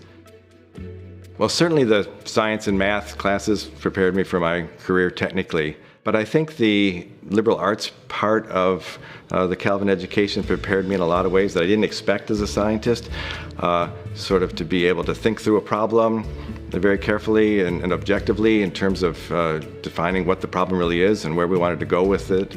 And of course, my faith that God is in control has been very important.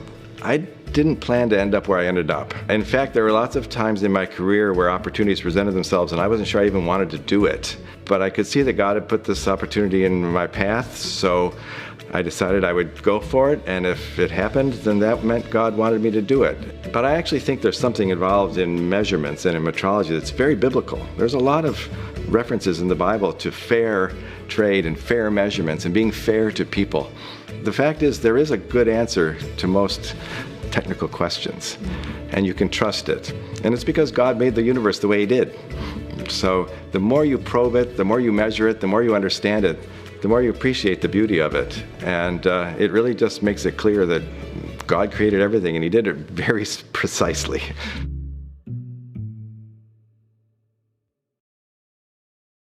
It started with one survivor, one person that I wanted to help. Her name is Delynn, but she had a debt issue that we had to resolve. And working with pro bono legal counsel, we were able to do that. I saw the difference that it made in her life. And I thought, if she has these kinds of legal needs, certainly other survivors do as well. My name is Nate Napper. I'm a 2008 graduate of Calvin University, and I'm currently a special agent with the FBI. I'm also an attorney, and I'm the founder and CEO of the Joseph Project. I'm of the opinion that there is no reason why every single human trafficking survivor in need of legal services shouldn't be given those services free of charge. And the idea was to connect them with pro bono legal help so that they could resolve that legal collateral damage and move forward into a brighter future. And I'm happy to say that we've connected with over 300 survivors of human trafficking. I'll always remember the moment that I learned that one of our survivors, Leslie, had been pardoned by Governor Gretchen Whitmer of all past crimes associated with her trafficking. Michigan's first ever survivor of trafficking to be pardoned by a sitting governor. Criminal charges cleared. Working as a collaborative team, every single charge was resolved. Those are the moments that stick with me. And usually, it's funny, it always has to do with others. It usually has nothing to do with me. And I think that's, another point where Jesus was right all along. That was a beautiful result. And it reminded me, that I've always resonated with the idea that we could be agents of renewal, right? That we could work and cooperate alongside the vision that God has for the world, so that we can usher in the kingdom of God in some ways right here, right now, with the people that we are immediately surrounded by if we're just willing to follow him in obedience. I love that notion. So it's nice, right, to be recognized. I appreciate it, certainly. I give the credit and I give the praise to God. And I would be remiss if I didn't talk about my parents and how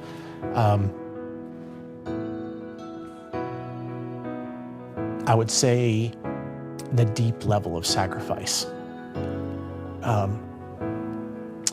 that they made. It's a lot. I just appreciate the fact that they lay some of their own dreams down to make sure that I could live mine. You're willing to submit to his path in obedience, dream the dreams that he would have you enact for the world.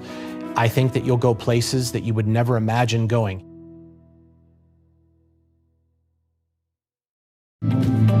Big E's Sports Grill, your next destination for any occasion. With incredible entertainment and amazing food that makes you want to come back for more.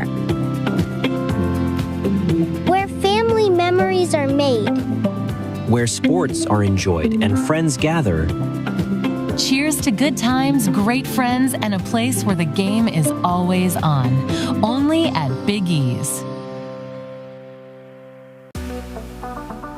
Whether it's a first savings account or a mortgage down the road, Lake Michigan Credit Union is there every step of the way.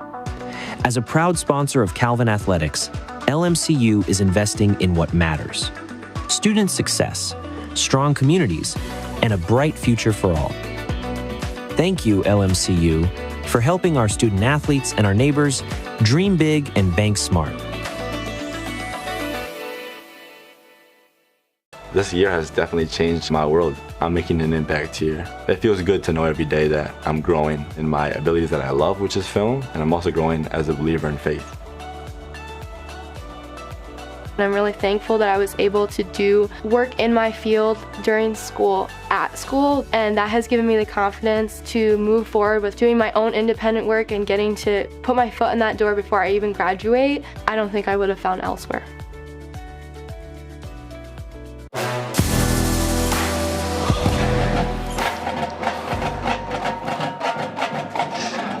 Welcome back to Calvin University. It's the halftime show built by Insignia Homes and True Kitchens. Bob Sack alongside a very special halftime guest, the head basketball coach at Calvin University, Bill Saul. And yeah, that's right. It's mid-October. You're underway with practice, and it's great to have you back and have basketball just around the corner.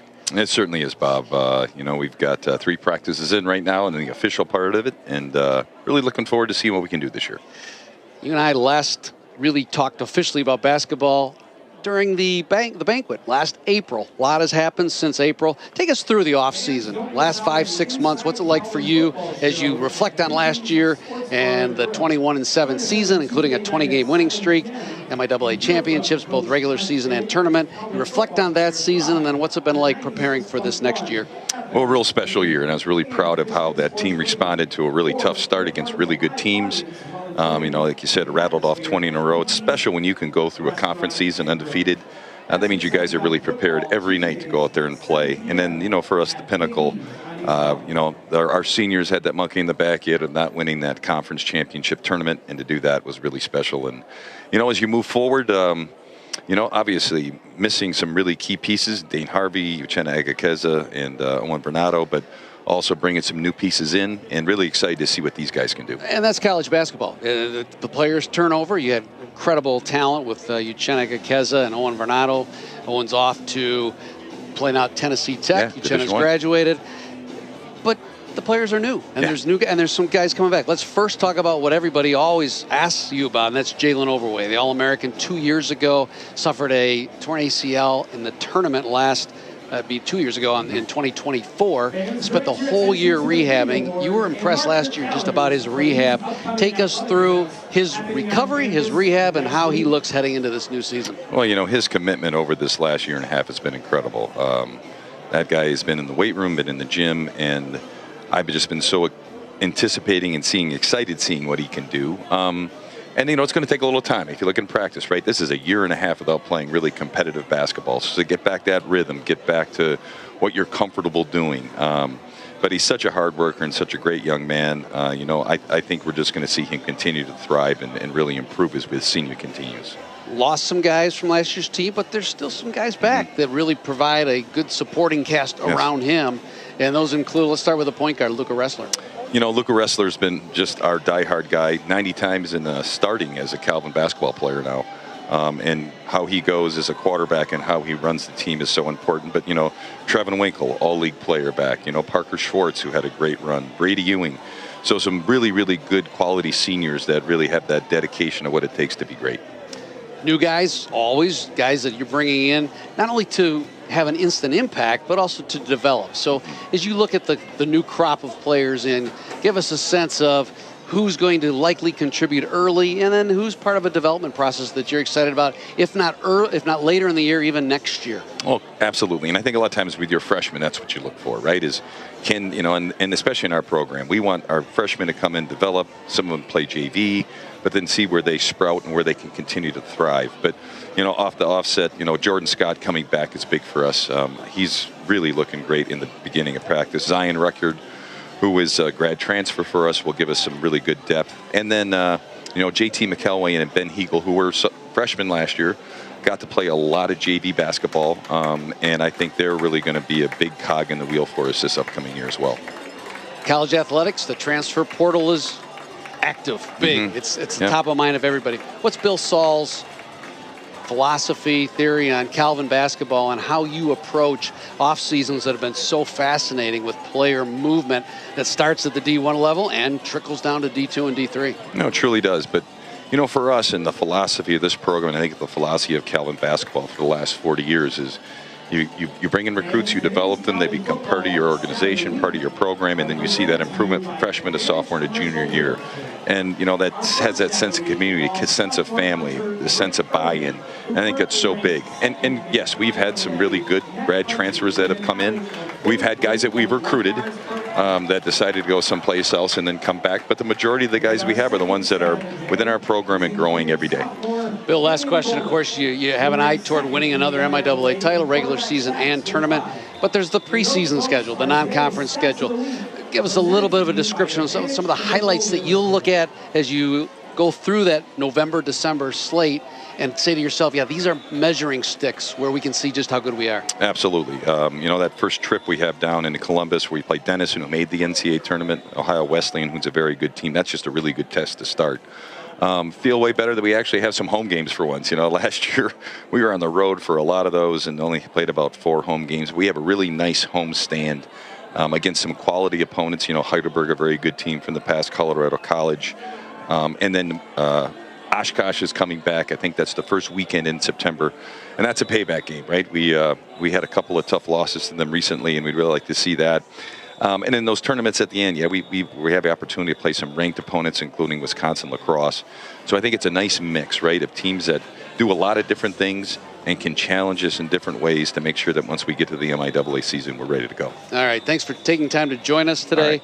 Can't wait for the start of the season. Should be an outstanding Calvin basketball year, as it is almost every year. Absolutely. All right, the halftime show rolls on 35-0. Adrian on top. Knights will get the ball when we start the second half. The Insignia Homes halftime show continues with statistical analysis and Jason Hutton's thought on the second half. Coming up on the Calvin Sports Network.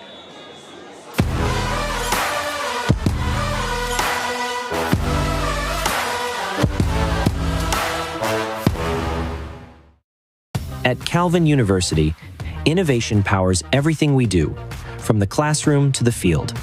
It's how we learn, how we lead, and how we grow together.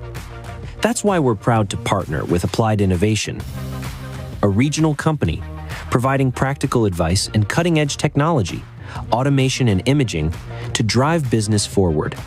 Thank you, Applied Innovation, for investing in the future, ours and yours. I had one goal, Olympic swimmer. I was ranked 7th nationally by age 12. When injuries ended that dream, I thought my life was over. But at Calvin, I discovered I'm not just an athlete. I'm a coach, a leader, a storyteller. Go beyond at Calvin University.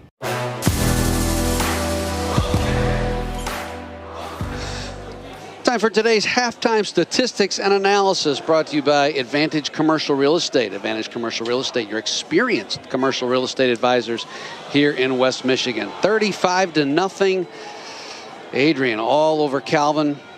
Bulldogs 16-10 in first downs, rushing 225, or rather 98-57, passing 225-57, yards per play significantly in favor, 8-2 as well.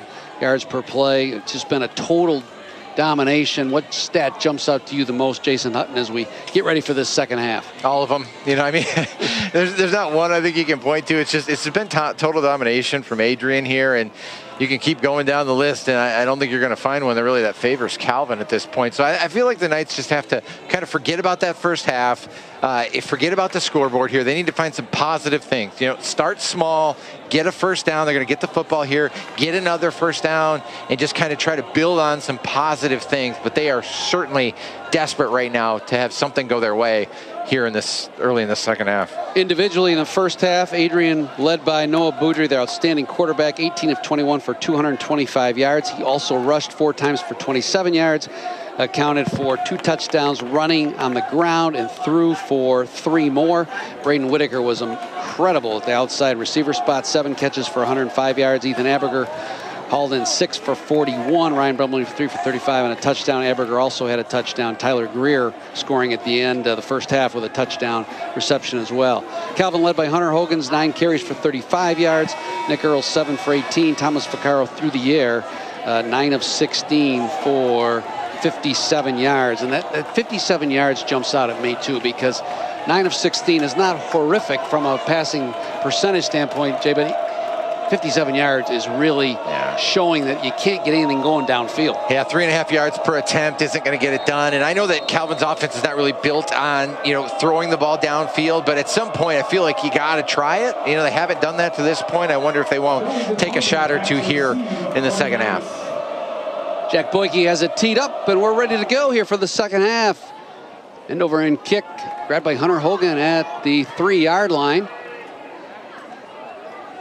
Wheels his way up the middle to about the 21, and then dropped there by Adrian's Chase Barbosa. 1st and 10 at the 20. So if you're trying to figure, what do you want to accomplish in the second half? You talked a little bit earlier what we can look for, but specifically, if you had to say, I want something to feel good when this game's over, what is it? Well, you need points, right? I mean, you got to find a way to get the ball. 3 of their 5 first half drives went into Adrian territory. A couple of them were inside the 35, and then they kept getting in 4th and 10, right? Obvious a situation where they'll go for it, but it's so hard to convert 4th and 10. You got to try to stay ahead of the chains some way, somehow. Hayden Slager's now into the game at running back. He'll lead a block for Hunter Hogan. Flags come in, and this nice gain along the right sideline out to the 35. Looks like it's coming back. That hole was big for a reason. Yeah, there was rain in the forecast today. It's not currently raining, but it's pouring for Calvin. Blindside block. Offense number 18. Half the distance to the goal. Replay first down.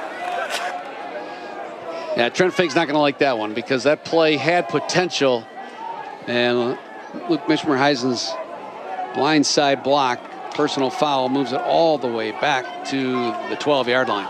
Yeah, it's a tough call. They changed that rule a few years ago. It's a player's safety issue. You got to make sure the person you're blocking can see you. Very close there, but that one goes against Mishmer-Heisen, and certainly Calvin now backed up 1st and long. 1st and 20 at the 11. Vaccaro to throw. Here comes Chris Jackson with a rush. They dump the screen out to Hunter Hogan on the right side. Angles toward the middle of the field, reverses his field, still on his feet. Gets a block from Steinbach, or Napier rather, and all the way up the right sideline to the 42 for a first down. That was all Hunter Hogan before Ethan Burrows finally chased him out of bounds. Well, that was kind of Hunter Hogan doing what he could do. You got to get him in open field. They did that like once maybe in the first half, but I agree. I thought Wint Napier out there in that little screen, he made multiple important blocks in that time to spring Hogan, and boy, Hogan can really turn it on there. 1st and 10 from their own 42 for Calvin. Hayden Slagers, the sophomore from Ontario, California, now in the game at running back. Plunges for 3 up to the 45. Caden Merlin and Maddox make a tackle. We've seen this from Calvin, earlier in the season. Put Hogan, move him to the slot, move him around, put someone else in at running back. I like that idea by Calvin. 2nd and 7 from the 45. Vaccaro turns, and as he was going to hand off or keep, Slagers and Hogan ran into each other and sort of bottled that up before Hogan ran into the teeth of that defense. Yeah, just as I say, I like the way they mix up and move Hunter Hogan around. It's just confusion there, right? Somebody went the wrong way, and boy, that was a tough one. 3rd down and 6 from their own 46. Hogan the single setback. Mishmerheisen wide to the right.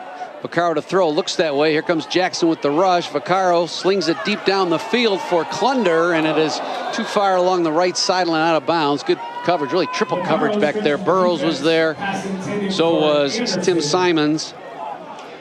Yeah, I like it. Take the shot. That's the first time all game they've taken a shot downfield. Now, you get flushed out, you're rolling, and it gave the defensive backs time to kind of get over there and make a play. But at least you took a shot. I thought maybe they'd go for it here, close to midfield, and 4th and 5. But Trent Figg going to send the punting unit out there. Also understand this situation. Trent Figg said during the week that he really was impressed with the middle of the Adrian defense. That includes the back end as well. Ethan Burrows, that safety, who has 5 interceptions this year, is a high end over and fair caught by Aberger at the 20, has 5 interceptions, and really it's total avoidance of Ethan Burrows at that free safety spot.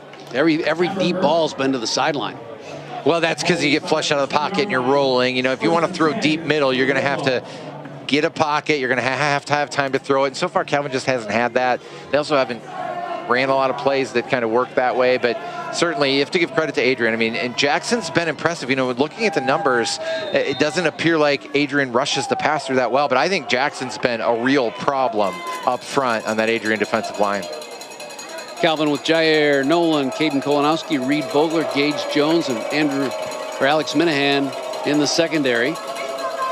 New running back for Adrian is Steve McCoy. He's got the handoff and bolts his way up the middle for 5 to the 25. You talk about positives, right, for Calvin? Reed Vogler's, he's been a positive, I think. Vogler helping to be in on that stop. 2nd down and 5.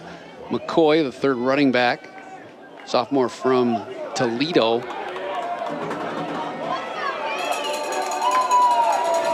Noah Boudry with Rumley and Greer out to the left. Now Greer in motion. Boudry will keep it on the fake pitch up the middle. Got back against the grain. Cut down by Carson Schnurstein at the 30, near the 30 at the 28. So 3rd and a long 2 for Adrian. 12:27 to go, just underway here in the 3rd quarter. Bulldogs up 35-0. 3rd and 2, interesting play call here for Adrian. Do you keep it on the ground here? You're up big. You want to just work on the clock? Do you feel like you obviously want to get the first down? Maybe a quick short pass, one of those bootlegs that they ran so well at play action. Press coverage. Boudry play fake. Looks over the middle to Whitaker, and he is going to be the victim of an interference call on Jair Nolan, who was draped all over Whitaker and just had too much contact as the ball was in the air. Yeah, it's a tough spot for Nolan, right? Because, again, we talk about it over and over. He's just giving up so much size. He's in good position. Got to try to make a play. Just really physical. Trying to be physical there with Whitaker because he's so much bigger. And it's going to go against Calvin. Whitaker, again, comes into this game with just 20 catches. Defensive pass interference. Aberger was the guy we talked about, the Holland Christian the ball will be placed at the spot of native. The foul. First down. But it's been Braden Whitaker that's really been too tough for Calvin's secondary to handle. And like you said, though, all along, the Boudry has time. And it doesn't matter how good the receiver is. If that quarterback's got time, he's got a chance to deliver pinpoint passes, and Noah Boudry's done that. First and 10 from their own 43. 12 minutes to go here in the third. Boudry corrals the high snap. He'll roll to his right. Here comes McCullough. Throws underneath to Aberger, who is sliding across the field from left to right. He catches it at the Calvin 43. Dropped immediately by Vogler. First down as Adrian's on the move again. Part of the reason that Calvin's unable to get to Boudry is just his pocket presence, right? Like that was kind of a drop back pass, but like knows he's got to buy a little bit of time there, gives his receiver time to get open. I don't think he can overstate how good Boudry has played for Adrian today. First and 10 from the Calvin 42. Boudry turns, gives to McCoy. Wiggles his way inside the 40 to the 39, a gain of 3. Got to give some credit to that Adrian offensive line. Bryce Keller, 6'5", 328 from Temperance. Jack Bush, 6'2", 300. They're on the left side, and that left side with 628 LBSs of blocking power, along with the center, Isaiah Simon, who also weighs 300. That's some meat, man. Yeah, the Adrian offensive line, they're big, and they played really well in this game. It's been a big factor for the Bulldogs. 2nd and 8, Boudry to throw, complete right sideline to Whitaker. Slips out of a tackle from Nolan, still on his feet, down the right numbers, all the way down to the 10-yard line before McCullough retreated to save the touchdown. That's a little bit of yak there from Braden Whitaker, who just seems to make plays to catch the ball, and then after he catches it. Hey, 6'4", 200, and I mean, he's catching the ball and then making people miss after, and there are plenty of people over there for Calvin and playing coverage, and boy, he's just making them look silly at this point. Ryan Brumley, the big tight end, checks out. They go multi-wide receiver with Blake English into the game. He's lined up on the left side with Greer. Aberger also on the left side. Boudry will run option left, and this time Calvin hems him in and drops him for no gain. Good surge by the defensive line. It was McCullough that finally got him, but that time there was some penetration. Yeah, A.J. Harp in there doing a good job. Excellent job by that front six, I guess we can call it, of Calvin with the 3-3-5 defense, but certainly a positive play there by McCullough. And, you know, we talk about Calvin battling through injuries on the defensive side of the ball, but those guys out there, man, they're playing hard. 2nd and goal at the 12 for Noah Boudry inside of 10 minutes. Stephen McCoy, Toledo transfer off his left hip.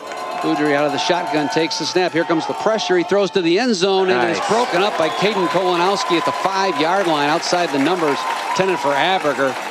That time there was some pressure, and Boudry again throwing off his back foot. That ball didn't have the same zip on it.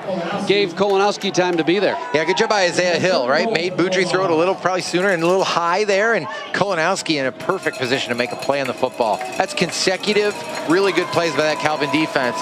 But if they can get another one here on 3rd down, it'd be big for the confidence of this team. Nice to have a matchup there where the DB's bigger than the receiver. Kolanowski with about 5 inches on Aberger. 3rd and goal from the 12. Calvin trying to come up with a stop here to start this 3rd quarter. Boudry will run option right, cuts it inside. Carson Schnurstein sliding over from that linebacker spot, cuts him down at the 9 along the sideline. Gain of just 3, 4th down and goal at the 9-yard line, and Joe Palco will send in the field goal unit. Yeah, really good job there by the Calvin defense. You know, Gage Jones had pitch man, and I was like, uh-oh, who's got the quarterback? And there comes Schnurstein out there to make the play. Nice job. Jack Boyke on to attempt a field goal that will be from 26 yards. He's 2 for 4 this year. His longest is 33. This one certainly well in his range from the right hash. Snap is high, but it's put down nicely and booted through. So with 8:32 to go, Adrian has scored again. They lead at 38-0. Calvin's offense back to work when we come back on the Calvin Sports Network. At Calvin, our faith in God and pursuit of excellence drives us. Our new soccer stadium reflects that commitment, offering a premier space for our student athletes to compete on and off the field. Whether you're an athlete, a summer camper, or a spectator, join our community of Knights at Calvin University.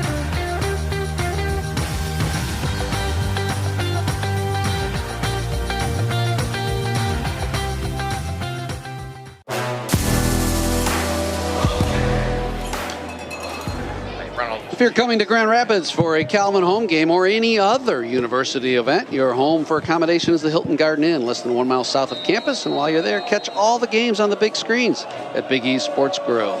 Today's third quarter brought to you by Skipper No Strength Wealth Management, providing personal financial strategies tailored to your goals and your lifestyles. Jack Boyke has it teed up.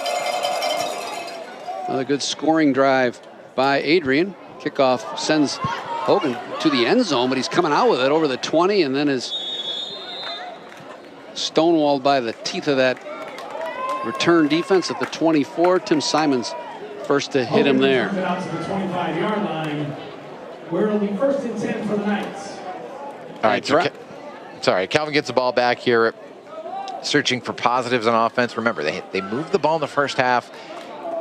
They got that ball to start the third quarter, and they just kind of went backwards. Penalties, sacks.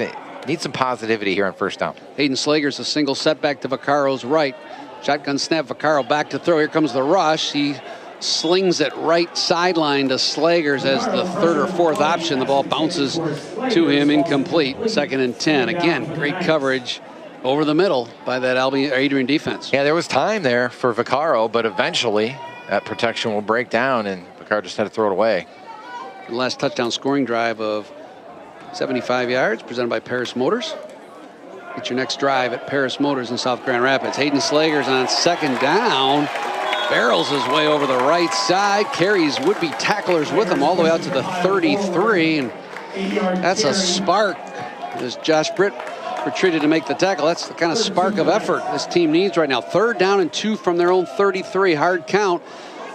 Bulldogs jump again. Flag comes in. Free play for Thomas Vaccaro. Wobbly heave down the left sideline, intended for McCoy Baxter down to 32. Incomplete. Good coverage by Simons. This one should not matter, though, because an offside for the 3rd time today. Thomas Vaccaro's hard count gets the Bulldogs to jump on 3rd down.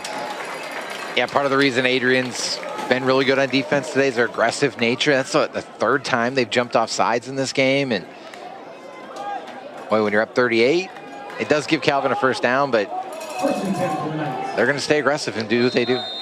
5th penalty for 62 yards on Adrian. 1st and 10 from their own 38. Vaccaro to throw. Here's an inside pass intended for Baxter on an in route. Jumping the route was Coronis Davis.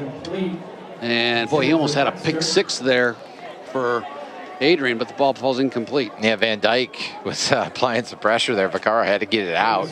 Fortunately, did get it out quickly, but probably also fortunate that it went through the hands of the DB and Calvin retains possession. 2nd and 10 from their own 38.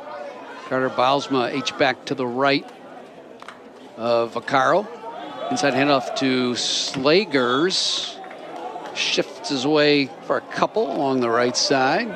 Bennett Gill, an outside linebacker from Mount Pleasant, there to make the stop. Slagers from Ontario, California. Good to see his family well represented on the cross-country trip for this game.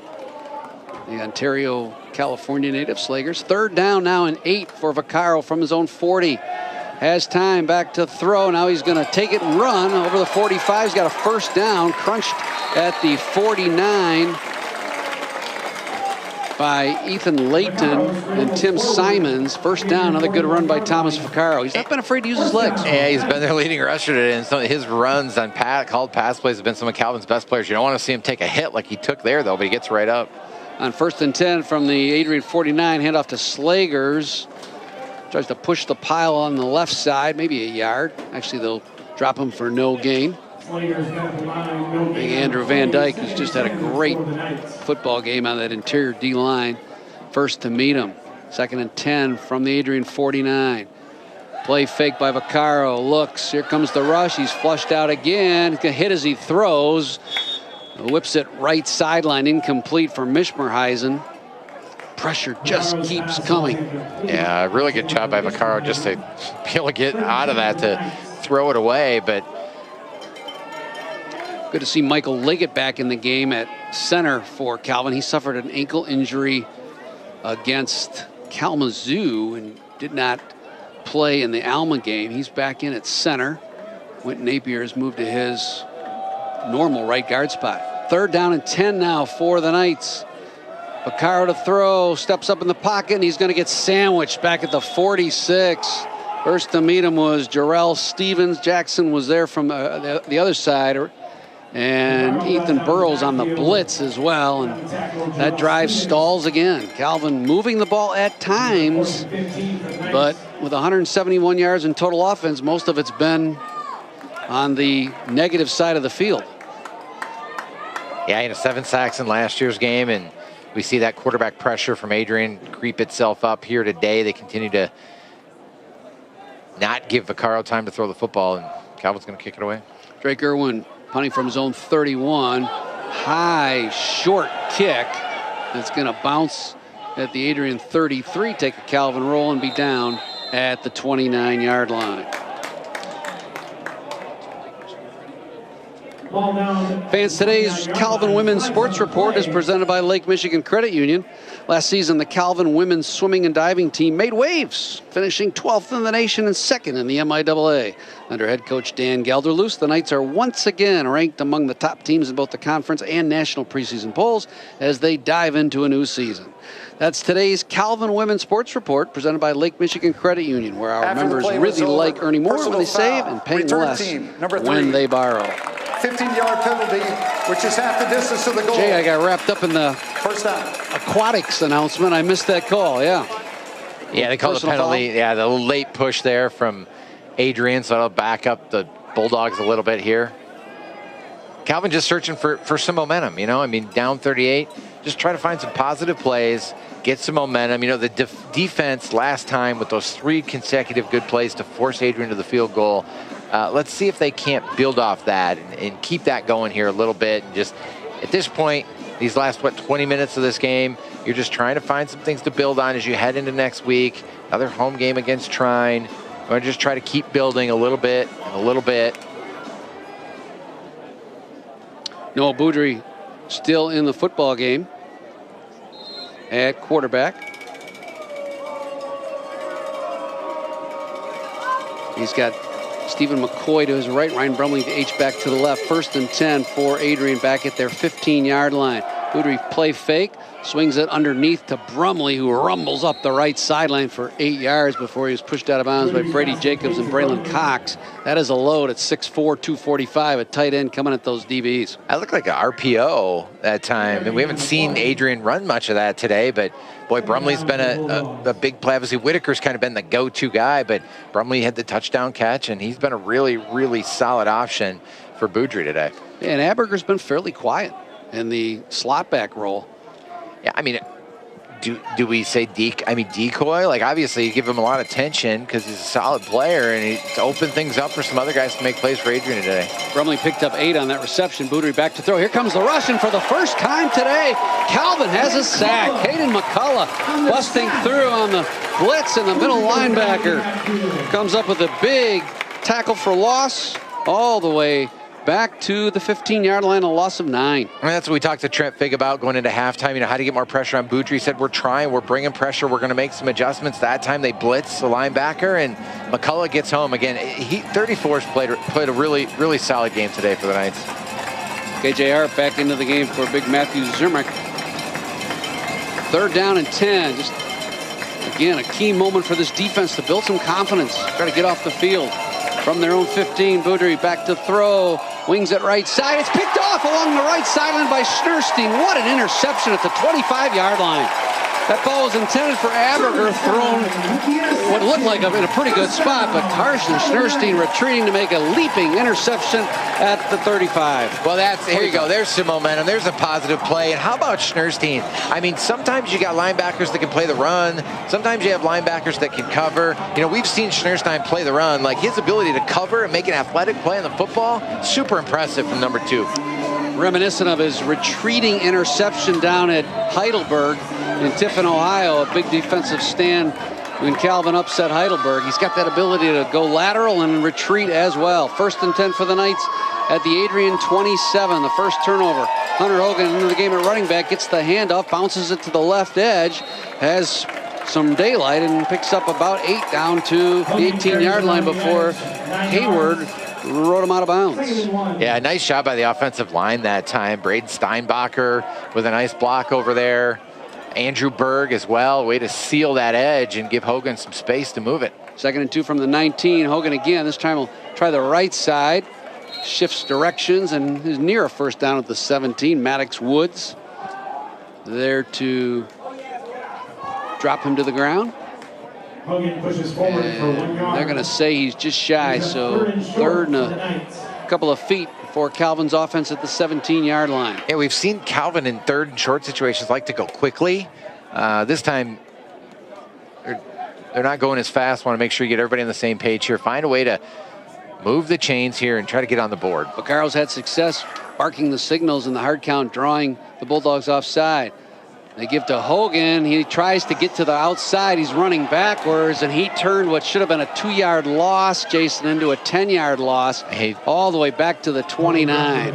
It was Ethan Burrows, who's been so good in pass coverage and run support, making that play. And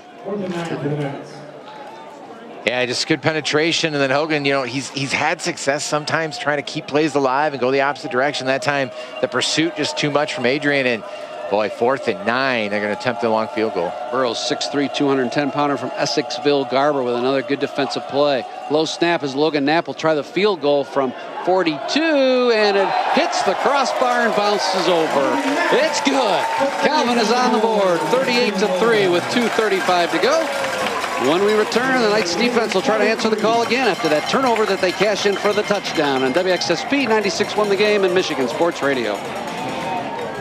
Knight Nation. Today's game is brought to you by Capital and Risk Management Services. Since 1987, they've partnered with our community to provide financial and risk solutions that keep your future secure. Whether you're planning ahead or protecting what matters most, they're here for you. Connect with Russ Clausing at 312-458-4523 to learn more. Capital and Risk Management Services. Strategic solutions. Pursuing a secure future.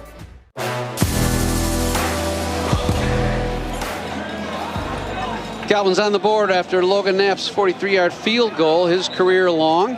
Scoring updates from around the MIAA, presented by NAI Wasinski of West Michigan, providing all facets of commercial real estate. Fast Signs final from Thursday, Trine pounded Olivet 59-7. A good one going on in Albion, Jason. Yeah, if you like points, Alma jumped out to a 27-7 lead. Albion climbed to within 7 at 34-27. Alma's just scored again to go up 41-27. That game still has 5 minutes to go in the 3rd quarter, and hope all over Kalamazoo, 35-0 at the half. That game is in Holland. Calvin next week will host Trine. Week after that, the home season amazingly concludes already with Olivet in town. So Calvin's next 2 opponents are the teams that played on Thursday night. Kickoff taken at the 26, fair caught by the backup running back, Carson Schrader. It'll be 1st and 10 there for Adrian after that field goal and the kickoff. This Tuesday, October 21st, join Calvin head coach Trent Figg for Inside Calvin Football on 96.1 The Game and Michigan Sports Radio. We'll be live from Big E's Sports Grill on East Beltline and be joined by Trent, a couple of players and coaches and fans of Calvin football. That's Inside Calvin Football Tuesday at 7 p.m. from Big E's Sports Grill on East Beltline every Tuesday through November 11th. So after Knapp's field goal, Calvin defense goes back to work. Boudry on 1st and 10, gives to McCoy, cuts back left to right, and then is met physically by Caden McCullough on a really good defensive play. Yeah, nice job by Kai Hanog to make him have to cut it into the middle where, boom, McCullough was there to deliver the hit. We've seen Calvin defensively really start to play better here now these last 6 or 7 minutes. Gain of a yard, 2nd down and 1 from the 26. Clock now at 2 minutes in this 38-3 game here in the 3rd quarter. 1 receiver to each side. Stephen McCoy off the left hip of Noah Boudry. They fake to him now. Boudry will drop back to throw, gun it left sideline to Braden Whitaker, and Brady Jacobs is going to draw a flag for throwing Whitaker down, which honestly surprises me a little bit because Brady Jacobs is only 6'1", 185 pounds. Whitaker's got him beat by 3 inches and 20 pounds. I mean, after the play was over. Personal foul, defense number 6. 15 yards added to the end of the run. First down. It wasn't like, I mean, he was spinning him out of bounds, and you're right, he kind of picked him up, but there was no whistle. Like, he has to get him out of bounds. Like, I don't know. I think that's a little bit of a tough call against Calvin. Yeah. But hey, if there's a bright spot to it, give Jacobs some credit for being physical. And I mean, let's be honest. Let's send. I mean, it's a little late in the third quarter here, but let's send a little bit of a message. Like, we're not messing around. Now they're in Calvin territory. 1st and 10 from the Calvin 49. Ball at the left hash. Heavy set to the right side. That's where McCoy will run. Cuts it back nicely into the second level he goes. Kolanowski drags him down at the 36. Ball's loose on the turf, but I think he was down before the fumble. First down on that 13-yard gain by Stephen McCoy. You know, Adrian hasn't done much between the tackles in this game. Everything they've been able to do is on the edges, and that was probably their best off-tackle, guard play they've had today. Correction, that was not McCoy. It's Tyler Morgan, another Toledo running back who also stands about 5'9", 185 pounds. Brueggemann hurt in the first half. As Morgan's got it again, he gets to the edge, avoids the tackle from Jacobs, sprinting down the right sideline, finally pushed out of bounds at the 11-yard line by Kolanowski. Morgan as the University of Toledo transfer from Toledo. He showed it there.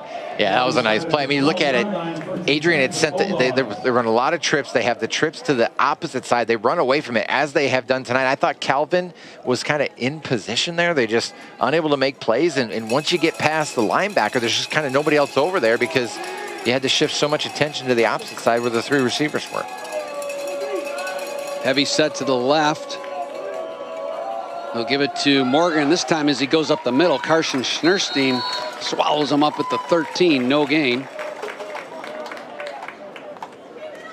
Calvin's linebackers have been pretty good today as we come to the end of the third quarter. It's been the interior O-line and D-line where Calvin has really struggled. That's the end of the third quarter, 38-3. We go to the fourth. Adrian in the red zone again on the Knights on the Calvin Sports Network. At Calvin, our faith in God and pursuit of excellence drives us. Our new soccer stadium reflects that commitment, offering a premier space for our student athletes to compete on and off the field. Whether you're an athlete, a summer camper, or a spectator, join our community of Knights at Calvin University.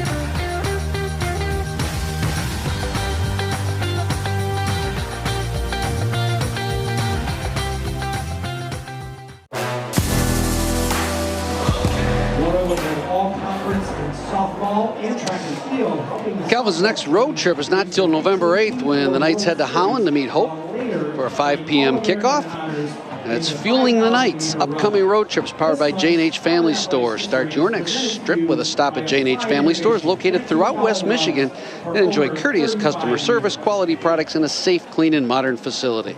By the way, you can hear that game live on Michigan Sports Radio 96.1. Jason Hutton and I will be there with pregame coverage starting at 4:45, and that is a time change as Hope and Calvin got together and said, let's play the rivalry game at nighttime. Good idea. That time of year, it'll be almost dark by 5 o'clock, so under the lights at Ray and Sue Smith Stadium should be a great atmosphere.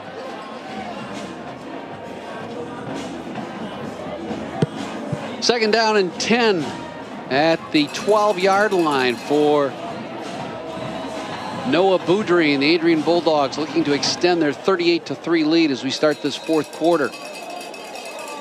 Greer and Aberger split to the right. Morgan, the running back, to the left.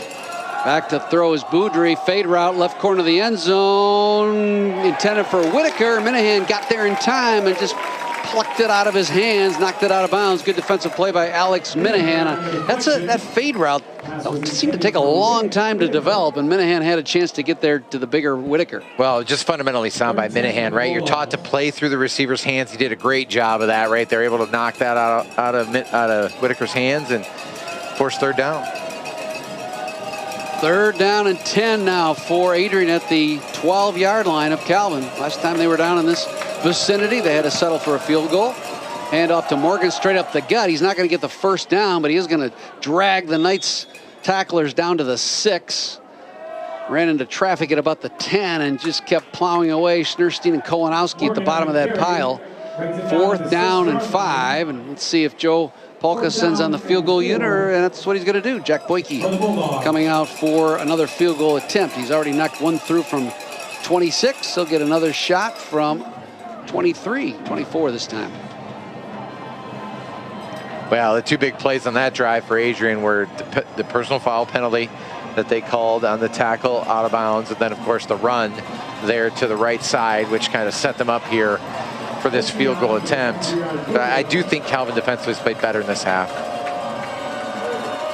Snap is good, spot is perfect, and Boyke curls it inside the right upright. 14:02 to go. Adrian on top, 41-3. Calvin offense back on the field when we come back. At Calvin, our faith in God and pursuit of excellence drives us. Our new soccer stadium reflects that commitment, offering a premier space for our student athletes to compete on and off the field. Whether you're an athlete, a summer camper, or a spectator, join our community of Knights at Calvin University.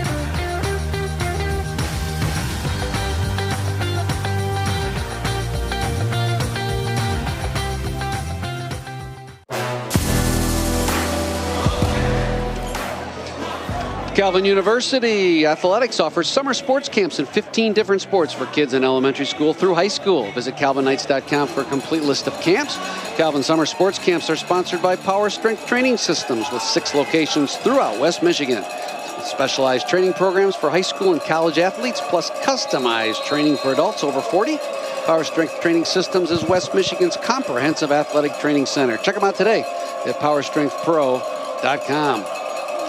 Boyke's kickoff after the field goal is a high end-over-end kick, grabbed by Hayden Slagers at the 5, and he drives his way up to the 24 before Luke Stento dropped him there. 1st and 10 for Calvin. A touchdown pass at the end of the first half that made it 35-0 from Boudry to Holland Christian's Ethan Aberger. They're winging it pass play of the game, presented by Detroit Wing Company at Knapp's Corner, home of The Huddle. Get all your watch party wings, feed 5 for $24.95 at Detroit Wing Company. On 1st and 10, Vaccaro will zip it out to Seth Anderson in the left flat. He fights his way up the sidelines over the 30 to the 32 before Bennett Guild slid over from outside linebacker spot. Down on the field is Chris Jackson. Timeout for defensive injury. Please reset the play clock to 40 seconds. Jackson's played a really good game for Adrian today. You hope he's okay, but you know that Calvin has struggled a little bit to protect, and that's one way to counter that, right? Get it out to Anderson in the flat quickly, get a nice 9 yards on 1st down. Playbook opens wide open when you can get 7, 8, 9 yards in that 1st down play. So nice play there by the Calvin offense. Scoring drive of 8 plays covering 69 yards in 3 minutes and 33 seconds that resulted in the Boyke 23-yard field goal is presented by Paris Motors. Find your next drive at Paris Motors, a fantastic selection of used cars to meet your specs and budget right here in Grand Rapids.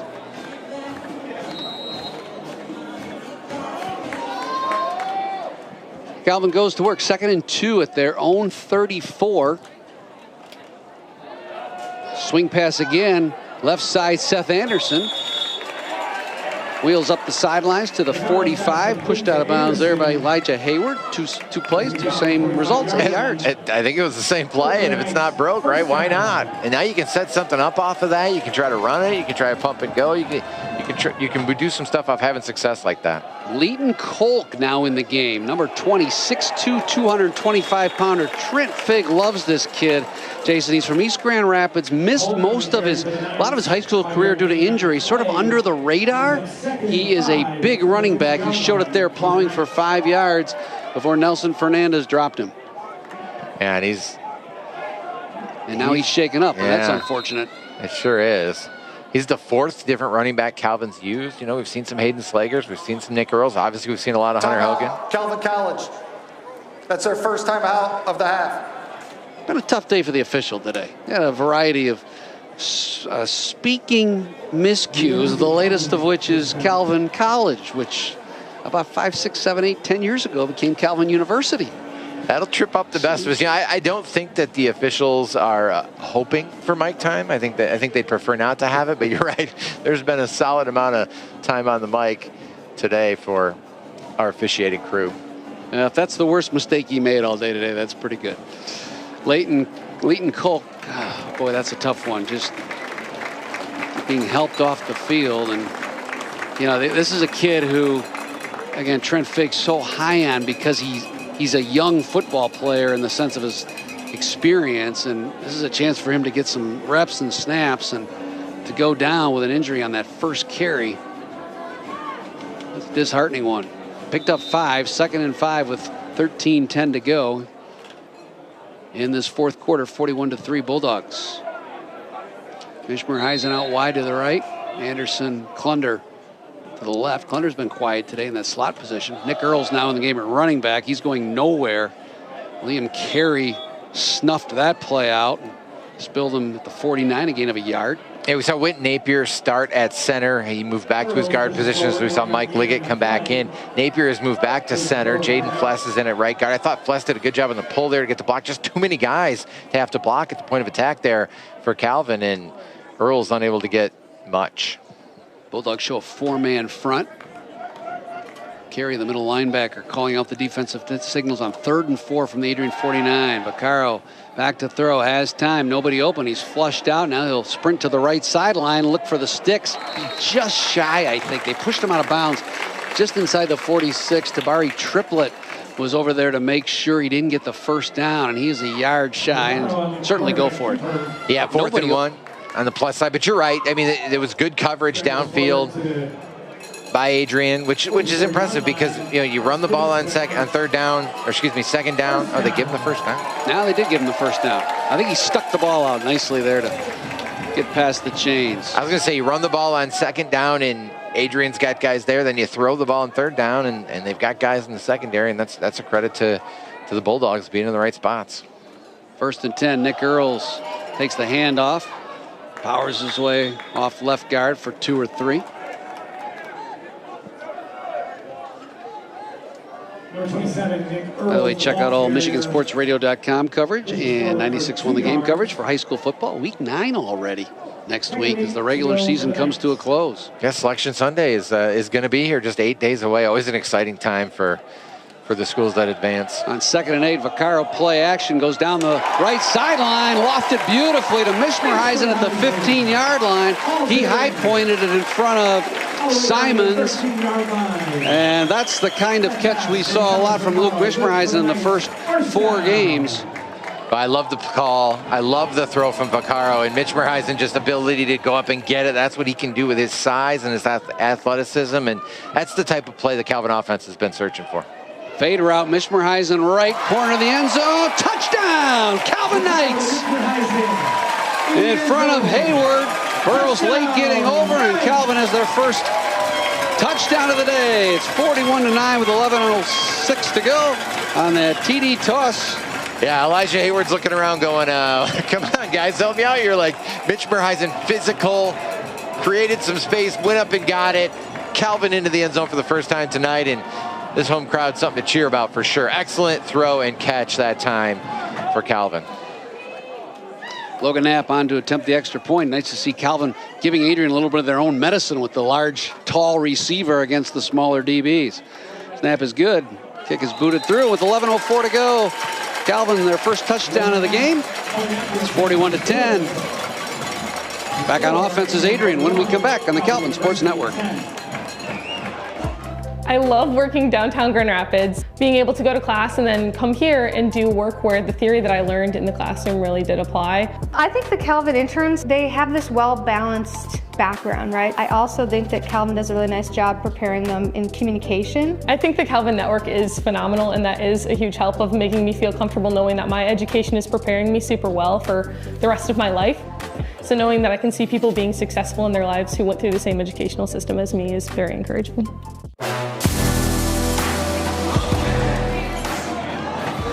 Today's fourth quarter is brought to you by Skipper No Strength Wealth Management, retirement planning that seeks to deliver the retirement outcomes you desire.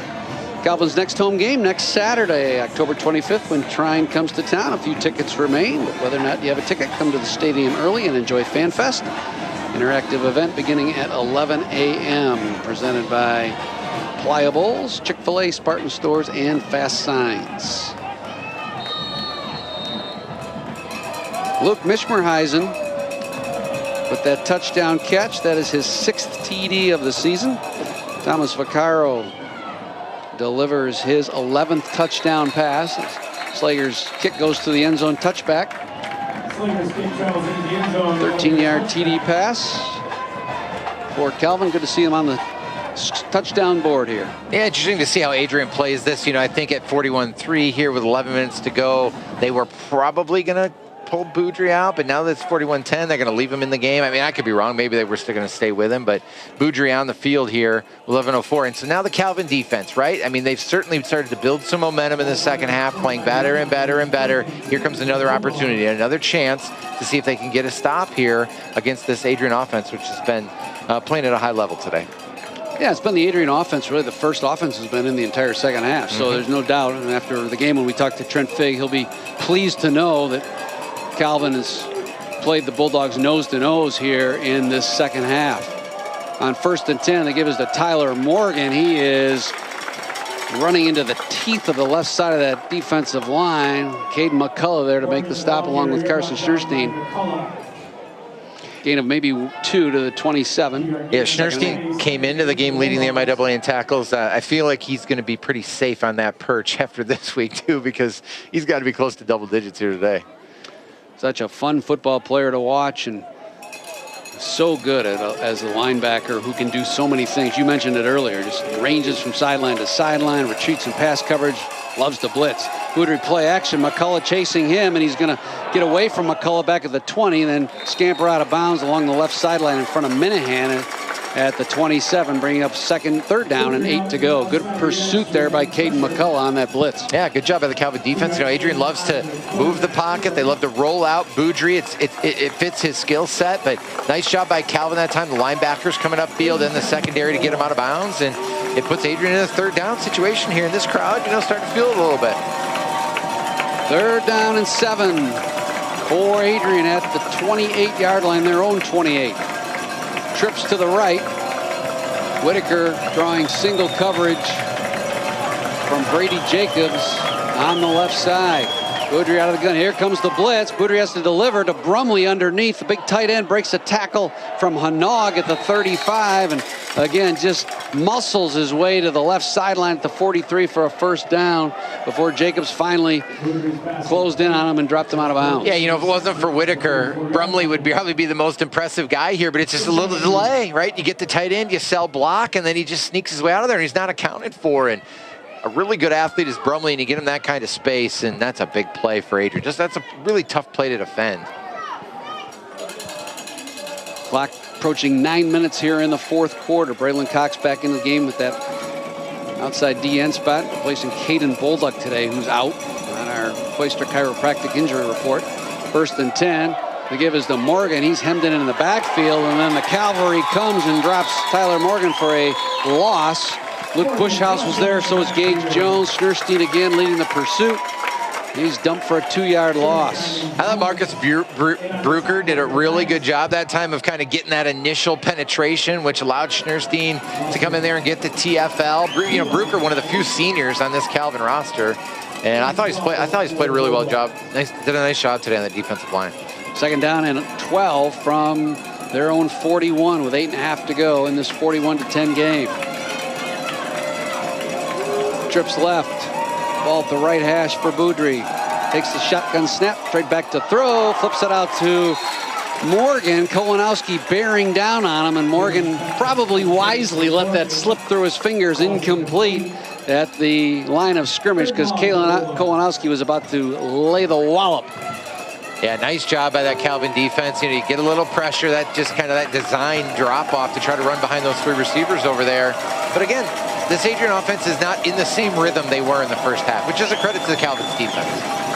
3rd down and 12.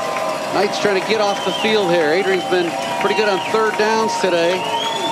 6 out of 11. Boudry to throw. Here comes the blitz again. He avoids the tackler and runs up the middle with big yardage inside the 50 down to the 46 for a first down. Hanog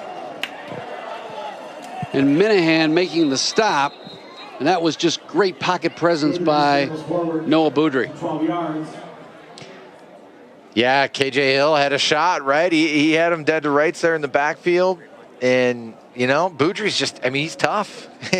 He's a really good player. Isaiah Hill, I apologize. Boy, he can make it tough on you. You get by the initial surge there, and he's able to run for a first down. And then certainly we hope that, you know, Calvin's already battling injuries. You hate to see any more. That linebacker crew has been decimated. Kai Hanog is the backer down on the play, but he's getting up under his own power, so that's good. But now slowly walking off that right leg, getting some help from the training staff. Hanog, the Weatherford, Texas sophomore. Wide range of play. I mean, all right, a lot of Michigan guys, a lot of West Michigan guys in this Calvin team, but Texas, California, Tennessee, a lot of guys from all over make up this Calvin roster. It is, and at the same time, there's not a college football roster in West Michigan with a higher percentage of players than Calvin has from West Michigan.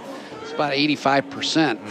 And Trent Fink said that from day one. I got to win my backyard, and he's doing it in recruiting battles with not just Hope, but certainly the other schools like Alma and Adrian, who have been able to meander over to the west side of the state and pluck some good talent from the high schools here. And that's going to be harder for those schools with Calvin in the mix here in the coming years.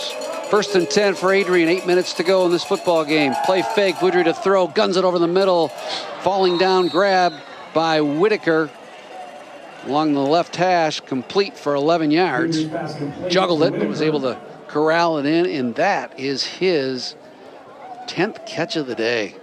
Yeah, Whitaker's been so impressive. You know, that ball was thrown behind him, and he juggles and keeps concentration and pulls it in.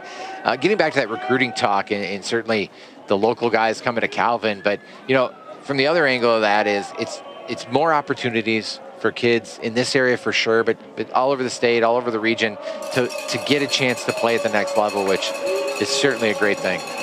1st and 10 for Adrian at the Calvin 34. Morgan takes the handoff, finds daylight up the middle after cutting from the left side back to the middle, and wiggles his way all the way down to the 14, rather the 20. Isaiah Hill retreated to make the stop. First down for the Bulldogs. Morgan just with some nifty, shifty running there. You see what got Morgan right to the FBS level at Toledo before he transferred down. I mean, certainly the second half has been all him at running back, and he's done a nice job. They run him again to the left side, gets great blocking and plenty of room around the perimeter all the way down inside the 10 to the 6. Boy, the left side of that line led by big Bryce Keller, 6'5", 328. Jack Bush, 6'2", 300. Jason, they're going up against guys that are considerably smaller. We've said that all day. This is just a big, strong, physical Adrian team. Yeah, Matthew Hall, 67 out of Gibraltar. Carlson, nice block on that one as well. I've been really impressed with the Adrian offensive line today. 1st and goal from the 6. Morgan's got it again, tries to get to the edge. Hemmed in there on a good tackle at the 5. Pursuit by Caden Kolonowski. Boy, he's been good from that safety spot, as he usually is with run support. Did it again there, holding Morgan just to a 1-yard gain. Yeah, Kolonowski and Vogler as safeties have been really good against the run, and I think that's why Calvin's been a good run defense this year, and a nice job that time by Kolonowski coming up there after the initial surge was unable to get him to the ground. Inside of 6 minutes, 2nd down and 6. At the 6-yard line, goal to goal for Adrian. Still with their ones in the game. Boudry with Morgan to his right. Play fake to Morgan. Throws to the goal line to Whitaker. He has got it just shy of the goal line. What a throw by Boudry. That was really across the field. He just delivered a rope. Minahan, decent coverage on Whitaker, but he threw it where nobody but Whitaker could catch it. I mean, Whitaker came into the game with 20 catches total through 5 games. He's got more than half of that today alone. 11 catches, 164 yards for the big senior from Dundee. Looks like Whitaker will have one man-to-man here, but this will be a quarterback sneak, of course. Tush push for Noah Boudry. That big offensive line. Did they get in? Referee will unpile them. And he didn't get in. 4:36 to go. Calvin's defense not quitting here. 4th down and a foot. Boy, they haven't figured out how to defend that at the NFL level with the Eagles, right? But Calvin does a nice job somehow, some way keeping Boudry out of the end zone. I bet Adrian probably try that same thing again. You got it. Those defensive linemen just did a great job submarining the blockers. And linebackers cleaned up. One receiver out to the right, one to the left. Boudry will try the tush push again. This time he goes to his right side. He didn't get it. And is he in? He is in. He crossed the plane. And touchdown, Adrian. Noah Boudry with his 3rd rushing touchdown of the game. And Calvin, or rather Adrian, adds to their 41-10 score.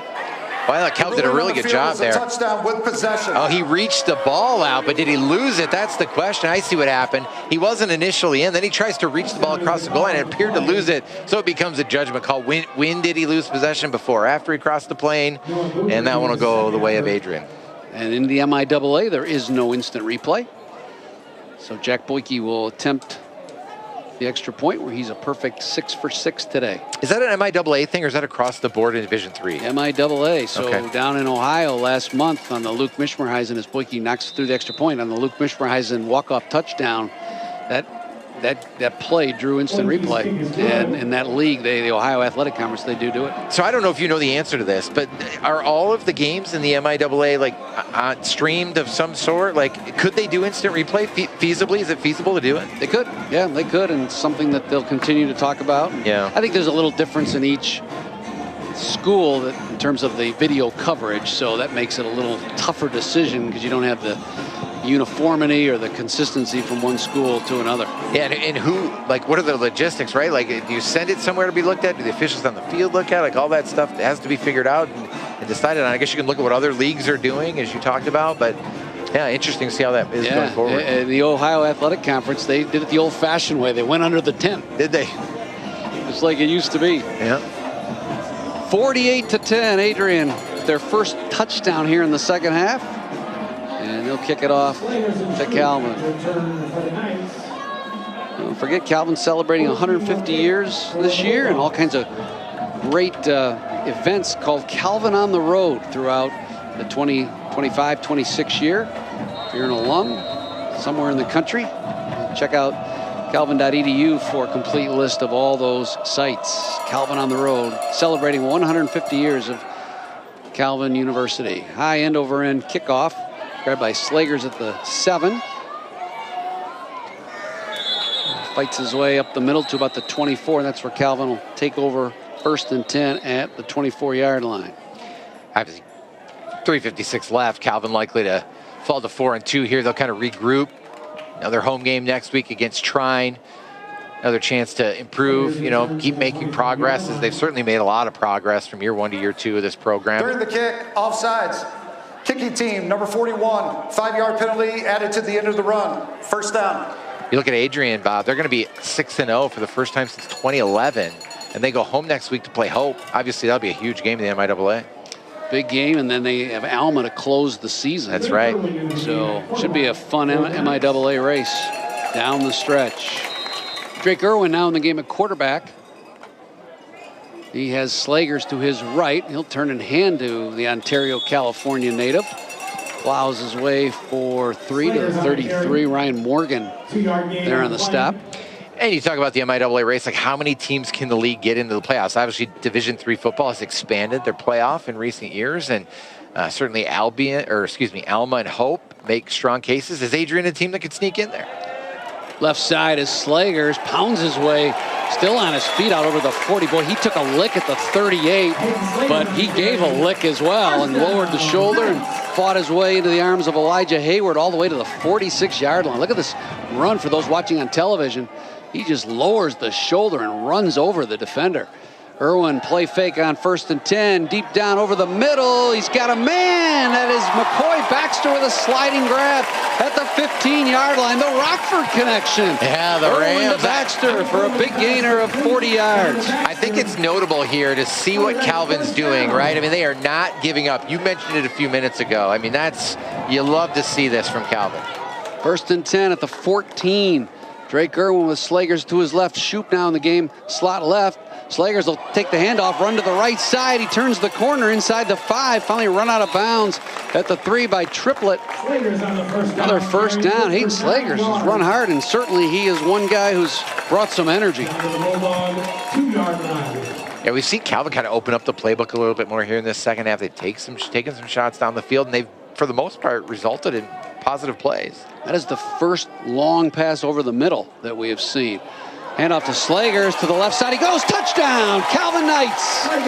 Hayden Slagers with a 3-yard touchdown scamper around the left side, and the Knights have scored again. It's 48-16.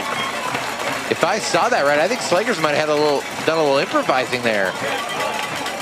Did that snap go to, was it supposed to go straight to him? It almost looked like it, I don't know if it was designed the way it was, but it's a touchdown for Calvin. Slagers, little spark here for this Calvin offense. I think he is definitely a candidate for our Playa Bowls Energy Player of the Game, isn't he? He has brought some life to this offense. He has. Logan Knapp boots it through with 2:15 to go. 48-16. Here's the replay. You know what? You were right. It was a snap to Slagers. But do you think it was designed that way? I don't think so, because Drake Irwin looked at... Like he was trying to get it. Yeah. So a direct snap by Calvin to Hayden Slagers results in that 3-yard touchdown run. Hey, how about the job Tate Dom has done at Holder, right? On the field goal and then on that extra point. He's had a couple really nice plays there on not so perfect snaps. That was a point of emphasis over the bye week, the special teams. Calvin really struggled with the kicking game in the first half of the season, and it almost cost them in a couple of the wins early on.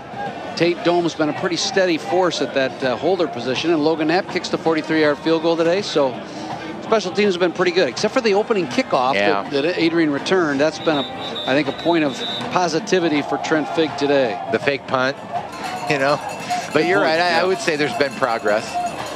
Stay with us after the game again for the Big East post-game show. We'll have Jason Hutton's selection of various awards. A lot to recognize here, as the second half certainly has been a little more enjoyable for Calvin fans than the first half. It was 35-0 at the break, and second half, Calvin's winning at 17-13 for what that's worth. Well, yeah, I mean, it's certainly something to build on, and I would imagine that, you know, coaching staff talking to Calvin at halftime said something like, let's go out there and try to win the second half. You know, I mean, you're going to come back 35-0 down. I mean, that's not very likely, but if you go out there and win the second half, you know, that'd be something you can kind of build on and take into next week when Trine comes to town. And I think that it's been done against largely the ones for Adrian. So, you know, you think back to, here's an onside kick recovered by Adrian. Flags on the play, will probably be offside, and they will decline it. Good alert play by Gabe Schweiders, backup wide receiver, to pounce on that football. And you talk about you know, the one still being in there for Adrian in the second half, which is accurate. But you also talk about the game plan, right? It changes when you get up 5 touchdowns, but it's not as if Adrian is gone. Kicking team number 2, 5-yard penalty will be added to the spot of the return. First down. It's not as if Adrian's just running the ball up the middle on every down. I mean, they're running play action, they're running bootlegs, they're throwing the football. Certainly there's been improvement from Calvin from half 1 to half 2. Sebastian Boswell, sophomore quarterback out of Chesterton, Indiana, now replaces Noah Boudries, whose day is done. 25 of 33, had the 1 pick, 3 touchdowns. Also ran 12 times for 36 yards and 3 touchdowns. Boswell with Stephen McCoy to his right. Take the handoff and run up the middle. Charlie Garbowski there to make the stop, along with Bryson Newell. That's a 2-minute timeout. 2-minute timeout. We'll step aside when we come back. Wrap this one up here. The final 2 minutes. It's Adrian 48, Calvin 17 on the Calvin Sports Network here on WXSP TV, Michigan Sports Radio, and 96.1 The Game. Where will the next revolutionary idea come from? that next breakthrough in scientific research. At Calvin University, you can dream bigger, think deeper, aim higher. Our world-class faculty push students to keep asking hard questions and never settle for the status quo. Become part of a university that challenges students to go beyond as Christ's agents of renewal in the world. Calvin University, go beyond.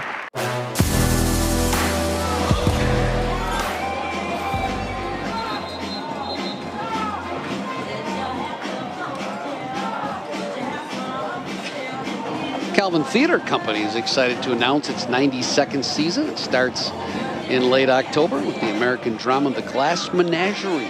Tickets are on sale now at calvinuniversitytickets.com. 2 minutes to go. Adrian, second down and 7 at the Calvin 36. McCoy right up the gut, lowers the shoulder and has a first down to the 28.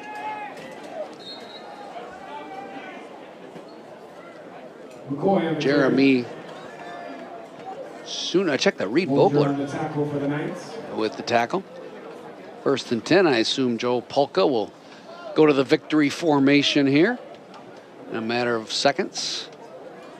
As the Bulldogs will improve to 6-0, Calvin falls to 4-2. And Jason, I think if we had any questions about Adrian, and their schedule being a little bit light, their opponents having a combined record of 4-22. McCoy up the middle again. Garbowski dropped in there for a 2-yard gain. If there were any questions that needed to be answered, I think they were today. This is a pretty good football team in the first half. Yeah, I agree. I think Adrian's really good. I mean, they've got some playmakers. We saw, Whitaker, Brummel, really good. And then obviously Boudry is as advertised. And so today, a big test, passed with flying colors for Adrian. Next week, another big test for them. I mean, I think you can really kind of show you're here to stay if they can find a way to beat Hope. And they did it today without Trey Brueggemann, their leading rusher. He carried the ball just 6 times in the first half before going down with what looked like an ankle injury, and his day was done early. McCoy carries again off left tackle, squirms his way inside the 20 near first down to the 19, and that should be all she wrote. Calvin and Adrian this afternoon. It goes to Adrian, 48-17. The Bulldogs with an impressive victory. We will take a break. When we come back, take you inside the Big East post-game show. We'll hear from Trent Figg and get the summary of this one and statistics from Jason Hutton as well, and pass out our awards for the day. That's all ahead of the Big East post-game show. Don't go away. Coming up on the Calvin Sports Network.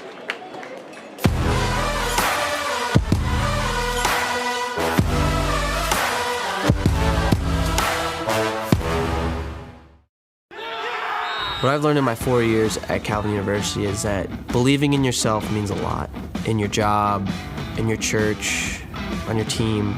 That belief that you have is what's going to motivate you to become the best you that you can be. There's a goal for Josh Boyer. 6:45. A lot of the guys on the team, they saw me as a leader. I can use those abilities that I learned on the field. I can use them off the field in the classroom, because that's what's going to make the difference in the world after you graduate. This year has definitely changed my world. I'm making an impact here. It feels good to know every day that I'm growing in my abilities that I love, which is film, and I'm also growing as a believer in faith.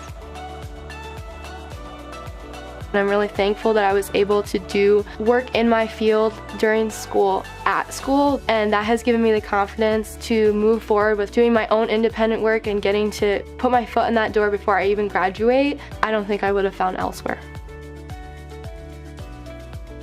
Calvin showed me the importance of a family-like community.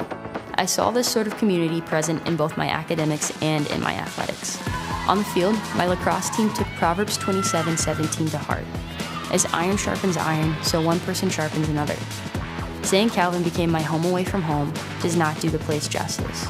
The relationships I made in my time here and the spaces I've grown familiar and fond of have truly made Calvin my home. Calvin University, go beyond. I had one goal, Olympic swimmer. I was ranked 7th nationally by age 12. When injuries ended that dream, I thought my life was over. But at Calvin, I discovered I'm not just an athlete. I'm a coach, a leader, a storyteller. Go beyond at Calvin University. Last night's final score today, Adrian 48, Calvin 17. Welcome into the Big East post-game show. Bob Sack alongside Jason Hutton, and joined down on the field by head coach Trent Figg after this 48-17 Adrian win today. At halftime, obviously, Trent, you were very frustrated, but you had to like some of the things that happened in the second half. What were the good points of the second half that saw Calvin outscore Adrian, really against Adrian's top players all afternoon, second half? Yeah, you know, on defense, we talked about we had to get a tape away, had to get stops. Great job by Carson there on the pick. It was good to see our offense get going a little bit there late.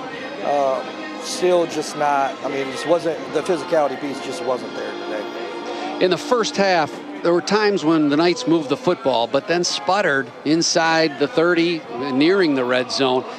And that happened a little bit last time against Alma as well. What do you need to do to adjust that success ratio of red zone offense? You know, I mean, the first thing we have to do is we got to take a deep look at ourselves from a coaching staff standpoint of what are we doing in the red zone? What are we doing on that area right outside the red zone to put our players in position to make plays, right? I mean, for the most part, I thought that, you know, Thomas played pretty clean today. But, you know, we've got to take a deep look at what we're doing. We've got to adjust our plan and keep going. What things can you take out of this game, Coach, positive and negative, to build on, kind of move on next week to try to improve? Yeah, I mean, the big thing for us, we continue to talk about it. It's all about us every single week. And so the big thing was, like you said, they're late. I thought that our guys played hard. We were able to move the ball. And those are things we have to do earlier in the game. Trent Figg, thanks for joining us on the Big East post-game show. Back to the locker room, and we'll get ready for Trine next week. Thank you. Head coach Trent Figg on the Big East post-game show. We'll take a quick break, and when we come back, wrap this one up with stats and our awards coming up on the Calvin Sports Network. I love working downtown Grand Rapids, being able to go to class and then come here and do work where the theory that I learned in the classroom really did apply. I think the Calvin interns, they have this well-balanced background, right? I also think that Calvin does a really nice job preparing them in communication. I think the Calvin network is phenomenal, and that is a huge help of making me feel comfortable knowing that my education is preparing me super well for the rest of my life. So knowing that I can see people being successful in their lives who went through the same educational system as me is very encouraging. Where will the next revolutionary idea come from? That next breakthrough in scientific research? At Calvin University, you can dream bigger, think deeper, aim higher. Our world-class faculty push students to keep asking hard questions and never settle for the status quo. Become part of a university that challenges students to go beyond as Christ's agents of renewal in the world. Calvin University, go beyond. Big East post-game show rolls on. Bob Sack alongside Jason Hutton here after Adrian wins at 48-17. Statistically today, all Bulldogs 30-20 in first downs, 206-120 in rushing yards, passing yards, 322-192. Third down, Adrian over 50%, Calvin under 50%, time of possession 35-25. So just a real solid performance by Adrian. They scored early and often in the first half. They went 3 and out on their first possession, but on the next Calvin possession, maybe the key play of the game really was a fumble that Van Dyke forced, and Boudry would score the first of his 3 rushing touchdowns. He threw for 2 others in the first half, and by halftime it was 35-0. 21 after the first quarter, 35-0 at the break. They added one more touchdown and a couple field goals in the second half. Meanwhile, Calvin found some life in that second half. Hayden Slager's rushing for a 2-yard touchdown run. Thomas Vaccaro finding Luke Mishmerheisen on a fade route for Calvin's first touchdown. And Logan Knapp added a 43-yard field goal. So some good things in the second half, but give credit to Adrian. They were really good here in the first half. Jason Hunt, let's go through some of our players of the game, and certainly in a 48-17 win, you got to recognize Adrian for how good they were defensively. Boy, Ethan Burrows was so good from that secondary spot. But for Calvin, defensive player of the game today, brought to you by Straight Line Defense. Today's defensive player is Carson Scherstein, right? He had the interception. He had 16 tackles. The MIAA's leading tackler. I thought he made plays between the tackles. I thought he made plays on the edges. Showed he could play the run. Showed he could play the pass. Just number 2 was everywhere for Calvin. Caden Kolanowski also with 16 tackles from that safety spot. That's pretty good too, but you don't want your safety getting 16 tackles in a game. That's not the ideal scenario. That's Carson Schneerstein, our defensive player of the game. Brought to you by Straight Line Fence, transforming properties across Michigan by crafting fences that provide sanctuary, security, and self-expression. Committed to care and craftsmanship, Straight Line Fence has earned a reputation as Michigan's most trusted fence installer. Call them today to start building something beautiful. Today's Bauman and DeGroot player of the game for their performance. Overall, Noah Boudry was just absolutely outstanding. Boudry today throwing for 322 yards, 25 of 33. He rushed for another 36. Tyler Morgan actually led the Bulldogs in rushing with 72. Braden Whitaker was amazing at a receiver spot with 11 catches for 164 yards. For Calvin, the player of the game today, who would you hand that to? Yeah, I think it's kind of between two guys. You know, Luke Mitchmer hasn't had a good game, 6 catches, 68 yards and the 1 touchdown, but I'm going to go with Hayden Slagers. I thought he really provided a spark there in that second half as Calvin started to play better. 8 carries, 41 yards and a score, so let's go with Hayden Slagers. That's our Bauman and DeGroot player of the game, where only the best heating and cooling systems are recommended by Bauman and DeGroot for you, with no upselling and no pushy sales tactic. Our Paris Motors drive of the game today, we'll give it to Calvin on this one. The touchdown drive of 8 plays, 75 yards that gave the Knights their first TD of the game. Took 2 minutes and 54 seconds. Thomas Vaccaro with a couple of key passes to Mishmerheisen on that drive, one for 40 yards, the second one for 13 yards and a touchdown. That made it 41-10 and allowed Calvin to find the end zone for the first time. That's our Paris Motors drive of the game, where their friendly and knowledgeable staff is here to help you find the car you deserve, priced to fit your budget. Today's Energizing the Knights player of the game for his performance is... Let's go Cade McCullough. You know, I thought he did a good job there at linebacker, made 8 tackles, had a TFL. I thought he made a lot of good plays there at linebacker, number 34 for Calvin. So let's give him the Energizer player. Today's Energizing the Knights brought to you by Playa Bowls at Knapp's Corner, your morning booster and your lunch break dream, serving acai, pitaya, coconut bowls, and smoothies. One more for you, Jason. The Visser Brothers teamwork of the game, a key play where Calvin really combined forces to make it happen. Visser Brothers, a team of dedicated project professionals, knows how to maintain your construction process on schedule and on budget. What was the teamwork play of the game? I thought the touchdown pass from Thomas Vaccaro to Luke Mitchmerheisen there in the far corner. Nice job by the offensive line to give Vaccaro time, and then a good throw and a good play on the football by Mitchmerheisen. All right, and our last one, I'll get this one, the ball security stat of the game presented by People Driven Technology. That's going to go on the ground for Calvin. It was, as you mentioned, a pretty good rushing effort today from Hayden Slagers. He carried 8 times for 41 yards. Did not cough it up at all, and just ran hard and really carried the football with a lot of security. That's today's ball security stat of the game presented by People Driven Technology, building security infrastructure for your business. 48-17, the Fast Science final today. Closing thoughts from you on this Calvin team. Let's first hit on Adrian, because we talked a little bit about where they go from now. Tell us your thoughts on them in the MIAA race, and Calvin as well. Well, I think they just picked up right where they left off starting the season. Remember, they play FCS Valparaiso early, beat them 10-7. You know, they've kind of handled some teams that haven't had great records so far this season. They come rolling into the MIAA and 6-0 for the first time in 14 years. I think they're starting to make some believers out of people around this league, but next week is the big one for them. Obviously, Alma to finish the season, but if they could find a way against Hope next week, which they haven't had much success against Hope in recent years, that could really get some people on their bandwagon. Big East post-game show drawing to a close. Don't forget to join Trent Figg and a couple of players at Big E's on Tuesday night for Inside Calvin Football. That's live on 96.1 The Game, Michigan Sports Radio, and you, the studio audience, live from Big E's. That's 7 o'clock on Tuesday night. Be sure to stop out and join us for a great night of food and football talk with Calvin Football. All right, I want to say thank you to a number of people. Trent Figg for his help in preparing this football broadcast today. Of course, Calvin Athletic Director Jim Timmer and SID Jeff Phoebus and Mike Gibbons for all their fantastic work to help us get ready for this. Adrian SID Mike Prang. Our broadcast crew today has been Lucas Moore, the executive producer.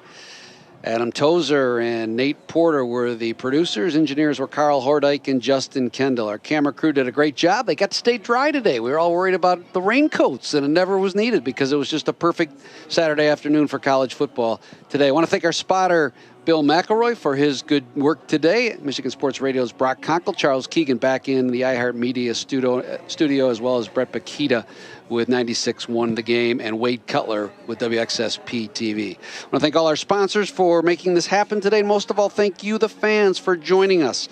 Our next broadcast is right back here next Saturday afternoon. Calvin looks to pick up a MIAA win against the Trine Thunder, a game that went right down to the wire last year and could be more of the same. That's next Saturday afternoon. We'll be on the air at 12:45.